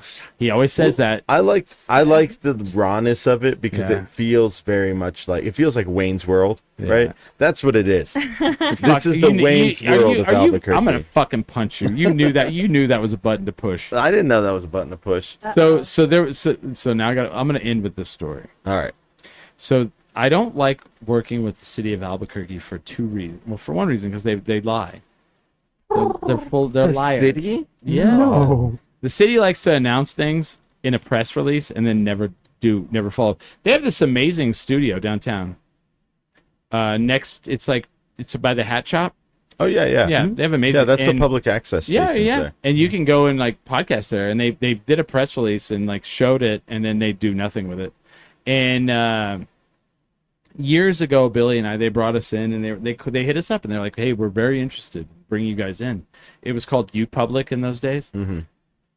And they were like, "Yeah, we would like to bring you guys in and do a show here, and we'll put it on TV." And I was like, "Well, fuck yeah, let's do this." So we go in. On the very top level, they have a very Howard Stern-esque studio. Tables and like there's a glass between like the producer and you, and we were like, "Yeah, could we come in and like kind of like do whatever we want?" And they bring us up there and like we're looking at it, we're like, "Yeah, this is very cool. I like it. And I'm very interested." And they're like, "All right, in like a week, we're gonna have like an open house, and we're gonna bring people in and let them, see the place, and we'd like for you guys to come as well."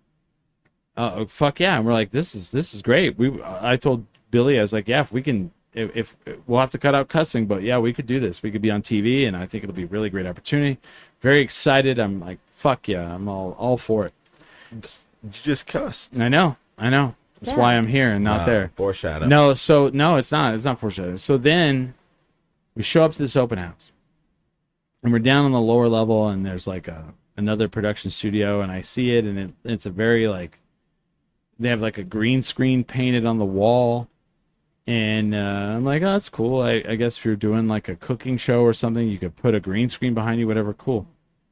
So the dude we'd been talking to was like, "Oh, hey, Billy, Chris, come here." And we go over there, and he introduces this guy. He's like, "Hey,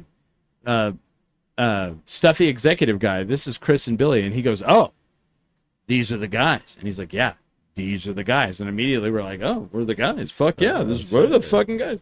And he's like, "All right, I got a picture for you guys. See this green screen over here? We green screen a basement. You guys have local bands on, and we film it. And you're the Wayne's World of fucking Albuquerque." And I'm like, "What about that room upstairs? It looks very Howard Stern. It's like very cool and all that." And he's like, No. Wayne's World, that's you guys. No, I'm not that at all. I prefer the other one. And he's like, we'll talk about it. Which means we'll never talk again. And it never happened. Nothing ever happened again.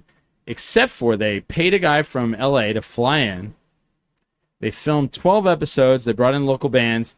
And they made it look like a basement. And it did one season, and they never did it again. What was it called? I don't remember. I don't remember at all. But Was it called Albuquerque's Wayne's World? no, it was like I don't know. I'd have to find it. Wayne's World. Burgess homies. Wait. And so then after that, I was like, well, fuck all those people.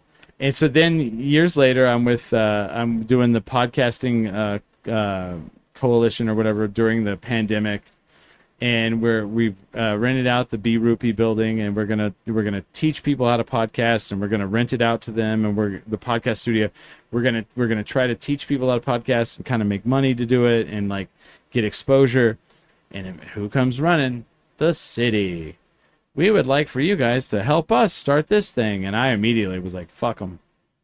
And You mean the thing that we were already doing? Yes, we want you to do that. And we would like for you to do that for us. We'll put out a press release because they love that. I'm pretty sure that Blackout paid like $100 to be part of that podcasting guild or whatever. The podcast. Well, it all fell apart. And it all just fell apart. I'll tell you. No, I can tell that whole story, but that maybe on a different episode. But I can tell you outside of here, and that's because the people in the podcasting guild, there was only like 3 of us that actually knew what we were doing, and they wanted us to be a part of it. But then only 3 of them were founders, so they would only actually make money.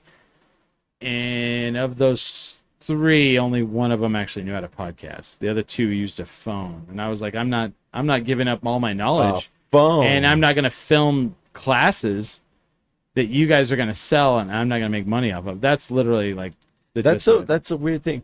I don't know. There's like something wrong where some people just see everything as like gonna make money on this. Well, we're gonna and- make money. And my thing is like, if you're going to make money, then I'm going to make money. Like, I'm not going to go give you all my knowledge so you can film it and I make nothing and you make money. And then when I brought that up, I got called a misogynist because they were like, well, we can't make you an owner because we need to make another. Like, there was a woman that was owner. We need to make another woman an owner because we don't have another one. And I was like, well, cool. When she can come in and teach classes on how to do this, then you do that. And until then, I'm out. And I left. And when I left, it like, Well, they had nothing to do with the classes anymore. yeah, I'm not going to teach people how to do this. I'm not going to teach people how to do mic techniques so they don't go like, they don't talk like this and sit on the side of the microphone. They like move their head around and talk like this what you're actually supposed to do. I'm not going to teach people how to do that. And then you make money off of it. Go fuck yourself. And I'm not going to let the city come in and glean off of us because I don't want that. And so that's why it fell apart. It's of my personal opinion that studio upstairs wasn't actually real, and that's why you couldn't use it. Probably. It was just for show. It was like the Cheers when you go to Boston. I wear my Cheers shirt. But when you go to Boston Yeah. to go see Cheers, they have like it's a fake Cheers. It's not even a real bar Yeah. upstairs. Anyway, so in conclusion, I want to thank everyone for the last 19 years. I want to thank Steve from London for bringing us gin. That gin was thank really you. good. Dude, shout out Compliments. Steve if you're still right. listening, dude. That gin is lit. We've had, like, people go, what are your successes? I've had 2 fans, one from London fly here, one from Australia fly here. I mean, who can do that? You know? Just to hang out with Just to us. hang out with us. That's a lot to me. That's a you know? lot, yeah. We have fans all over the world. We have, England and Ireland and Australia and Germany and New Zealand. New Zealand, and all over the United States. It's weird. We have a huge fan base in California. I don't know why. I say a lot of mean things. Texas, I don't know why. I say a lot of mean things.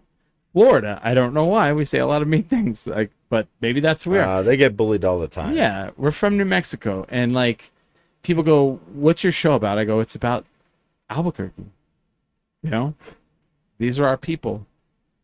What up? Yeah. These are our people. Shout out Burke. Porque, yes. Love it. And we're, I Are remember. they gonna let you host a mayoral debate or? Fuck. Tim doesn't tip, so he probably won't. He'd be like, no.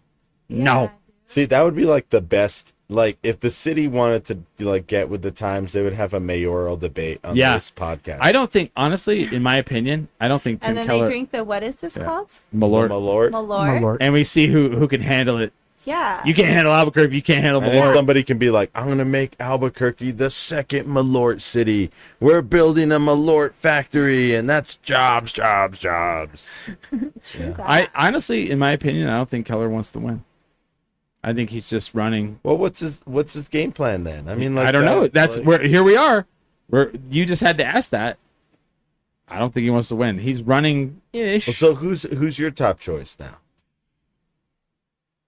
I don't know if I want to answer that on the Yeah, don't answer it on the air. You can tell me off. Yeah, I'll tell you. I don't. Yeah, I have my Ron opinions. Bell. Finally, dude. If Ron Bell, I know. I have to tell you, Gosh, I have if- so many if- memories of Ron if Bell. Ron just Bell growing came up. out, fuck, I don't want to get sued. I don't want to say what I was about to say. Oh yeah, he's a lawyer. He'll sue. Don't do If it. he came out in his Let's say TJ Trout. is TJ? No, I was gonna say if Ron Bell came out in his leather suit. Whoa, you're getting sued now. I was gonna say gimp mask, but Smiley said that, and said I'm running for mayor. He that's might the win. proper term for it. Dude, nobody cares Albuquerque's anymore. a big goth town. I feel Yeah, like nobody they would cares be into it. anymore. I went to Goth Beach Party because I like the goth girls. I do have a thing for Chris goth. loves the goth girl. I like a lot of different girls. I like chola girls. I like goth girls. Oh, Goths and this is becoming a cholas. dating podcast now. All right. What is going on over Send the here? convention. All right. Confession. If you like Chris, make sure to mention him in the gothy, or misconnection. you I like thought, to throw hey, models? hey, Chris might be in. I was downtown on Central on Sunday night, and I saw you stab another girl. You had the tattoos on your face, and I was into it. Would you like to go for a coffee sometime? The bigger the hoop, the bigger the heart, bro. Fuck yes, True. yes. Hoops and bangs, Hoops and bangs. hoops and bangs. Amen. And my friend's from Las Vegas, New Mexico. I was like, dude, you should see this bartender at downtown. He's all, does she have hoops? I'm like, she has bangs and hoops. And he's like, dang. Dang, where's she work? Ooh. Is she better than The fuck? Aquanet, bro. Is she better than fuck? I was like, The she baddest, homie. the baddest. I want to thank Serene for coming on. I want to thank for Thank Barney Lopez. Barney, when do you think we're going to do the announcement? So I'm getting pretty close. I would say I'm probably about 65% there on like locking in bands with the dates that they're playing. Oh. I have all I know the someone's bands. like, do you know what night we're playing? I was like, I have no idea. Yeah, what you know? Why would I fucking know that? I'm still figuring that out. Yeah. Like, I'm almost there though. I'm almost done getting all the bands locked in on the dates. Is it crazy how crazy this has become?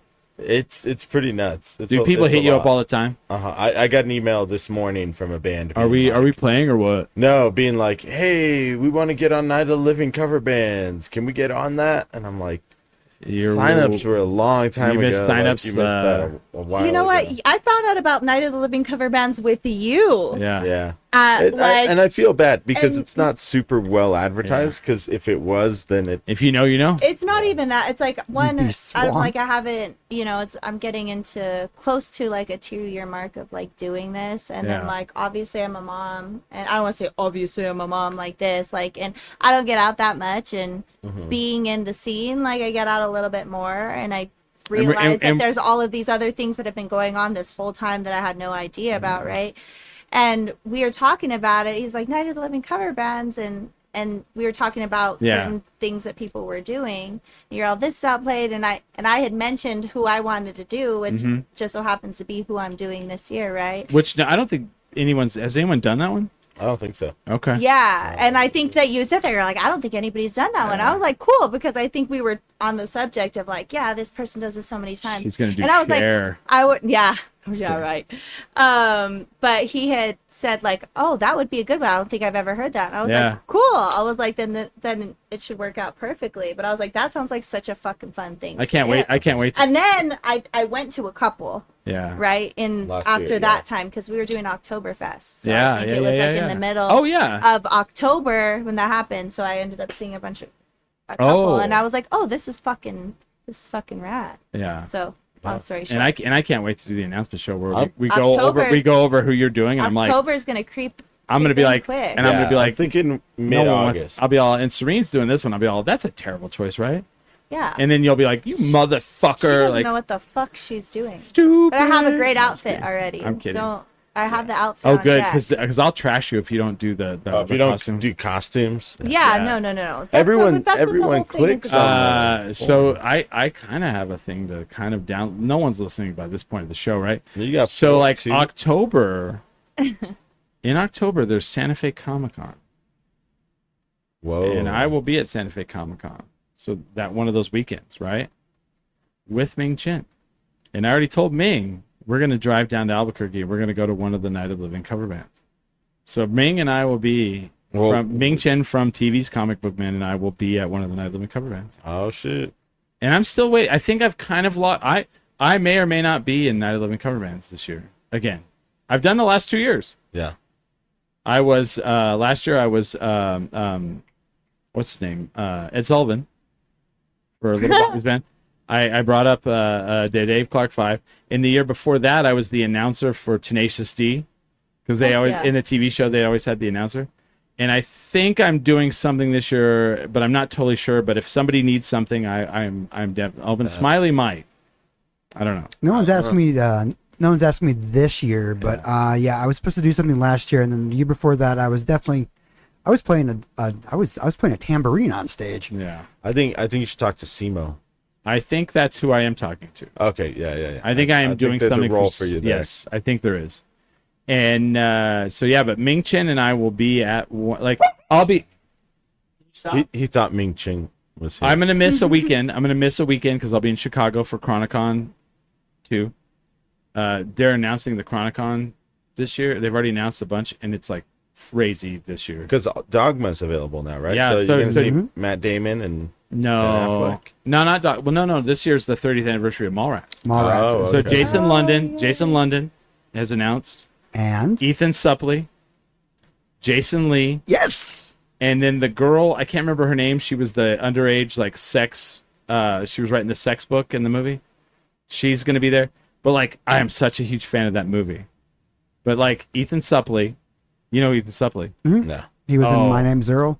He was the brother in My Name's Earl. Yeah. And and Jason Lee and Jason, I'm like, I'm in. I have to get I'm in. I have a skateboard I need to get signed by Jason Lee. Right. So we'll be there. So I'll be at town that one weekend. And then Ming Chen and I will be at one of the Night of Living cover bands together, if not both, that weekend of Santa Fe Comic Con. I told him, I was like, we have to drive down to Albuquerque. So whatever night is the better of the two, we'll probably be at. They're all perfect. They're all great. Fuck you. Every single night Fuck is you. equal. So this is the guy who has a Every single night is equal. No, Every single night is fire. Do I you work. understand? I work really hard building. He does. We can talk about this when we announce the lineup and stuff. October's gonna be lit at Lunchpad. There's a Go. method. Go. All right. Well, I want to thank you guys for being on the show. Thank you guys for 19 years. I can't even believe it. I'm fucking... Yeah, congratulations. I'm verklempt. Verklempt is my heritage. In a say. couple years, this podcast can drink too. Next year will be 20, man. We got to figure out what we're going to do for 20. Barney, you have to be involved in this. Yeah. Are we 20 going years. to do Launchpad? I think what you should do is 20 years, 20 hours. I've done a 10-hour marathon. You've done. I know you've done the 10-hour. But Yeah. I think a 20-hour podcast episode. Maybe a 20-hour podcast festival where I Oh, allow yeah. other podcasts to come in and They're not going to make it. They're going to be like, "Oh, we tried doing a podcast and then we had decided to end it." We only did the one episode. on your festival.